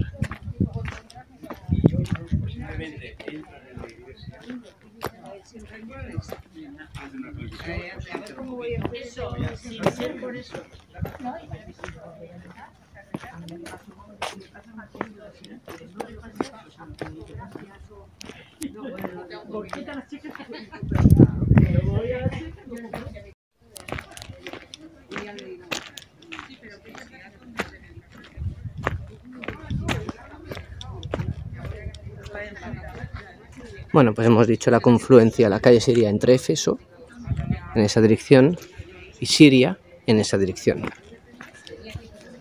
Lo que pasa es que la calle Siria parece ser que todavía es más larga, pero no se ha excavado esa zona de allí, la que va dirección Siria.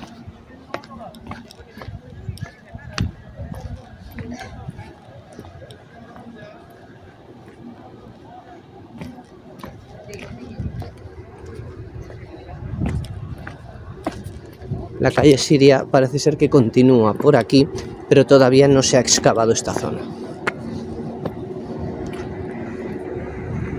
Por allí hay restos, pero no se ha excavado esta zona. Entonces no es que acabe aquí la calle Siria. Bueno, ya abandonamos la Odisea, hemos visto Hierápolis y ahora la Odisea. Pero los restos que hemos visto de la Odisea son romanos, aunque los de Hierápolis también, la mayoría son romanos, pero también quedan restos griegos. Pero ya hemos visto pues que es del siglo VII a.C. con los frigios, dedicado a la diosa Cibeles, una diosa de la fertilidad. Bueno, después de venir a la Odisea, hemos vuelto aquí cerca de Hierápolis. Estamos en la zona de Pamukkale. Pamukkale, pues hemos visto Hierápolis, eso sería la zona del balneario, lo que hemos visto al principio. Después hemos ido a la Odisea y ahora nos dirigiremos a Konya, que desde aquí, desde Pamukkale, Hierápolis y la zona de también la Odisea, dentro de Pamukkale, pues está esto que estamos viendo, que es lo que hemos visto lo primero, Hierápolis, y la Odisea, o sea, desde la zona de Pamukkale, pues vamos a Konya, que desde aquí, desde Pamukkale hasta Konya, hay unas 5 horas en autocar, unas 5 horas. Entonces aquí vemos lo desde Pamukkale, toda la zona esta de Pamukkale, vemos el balneario de Hierápolis. Después hemos estado en la Odisea y ahora desde aquí, desde Pamukkale, pues vamos a Konya, que hay unas 5 horas de carretera.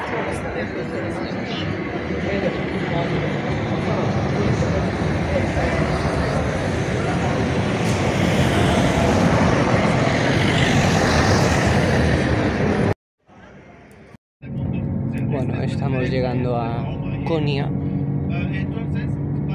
entre Pamukkale, donde hemos estado allí en Hierapolis, y en la Odisea, pues la zona de Pamukkale hasta aquí, hasta Konya, pues en carretera 5 horas.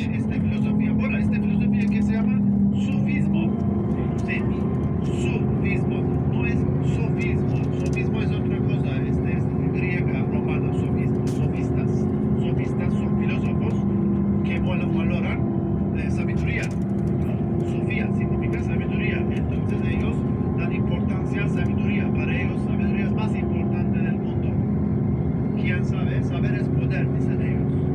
Pero los derviches otra cosa, sufistas. Suf, ¿qué significa? Exactamente no se puede explicarlo muy bien de dónde viene, pero suf significa lana, realmente en persa se llama. Y algunos lo argumentan que los derviches, para el lana, en la época, un abrigo de lana era ser humilde, no tener mucho, no tener así ropas tan bonitas, muy lujosas, etc. Humilde, modesta, una ropa simple de lana. En la época de lana era, no era clara igual como Dios, pero acerca a Dios. Y durante el baile también hay oraciones en árabe, según Islam, y también hay muchas poemas, poesía persa, en dos idiomas pueden escuchar. Y también hay música, hay percusión, y también flauta de caña, flauta se llama ney, instrumento de gusto. Sí, ney es... Bueno, por lo que comenta el guía, esta ciudad, la de Konya, pues sí es más conservadora, más tradicional con respecto al Islam, si la comparamos con Esmirna.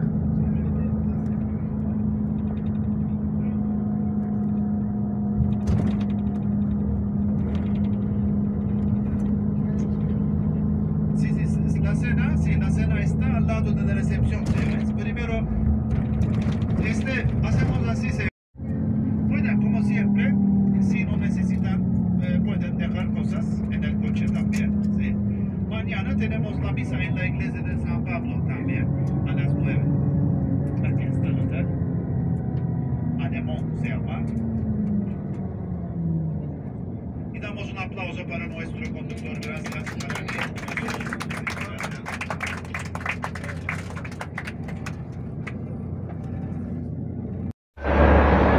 Bueno, como he comentado, ya hemos llegado a Konya y bueno, pues ya finalizamos esta tercera parte de tutorial, este tercer tutorial del viaje a Turquía. Hoy pues ya hemos visitado Hierapolis, la Odisea, y bueno, pues ahora ya nos quedamos aquí ahora en Konya, así que hasta otra, chao chao.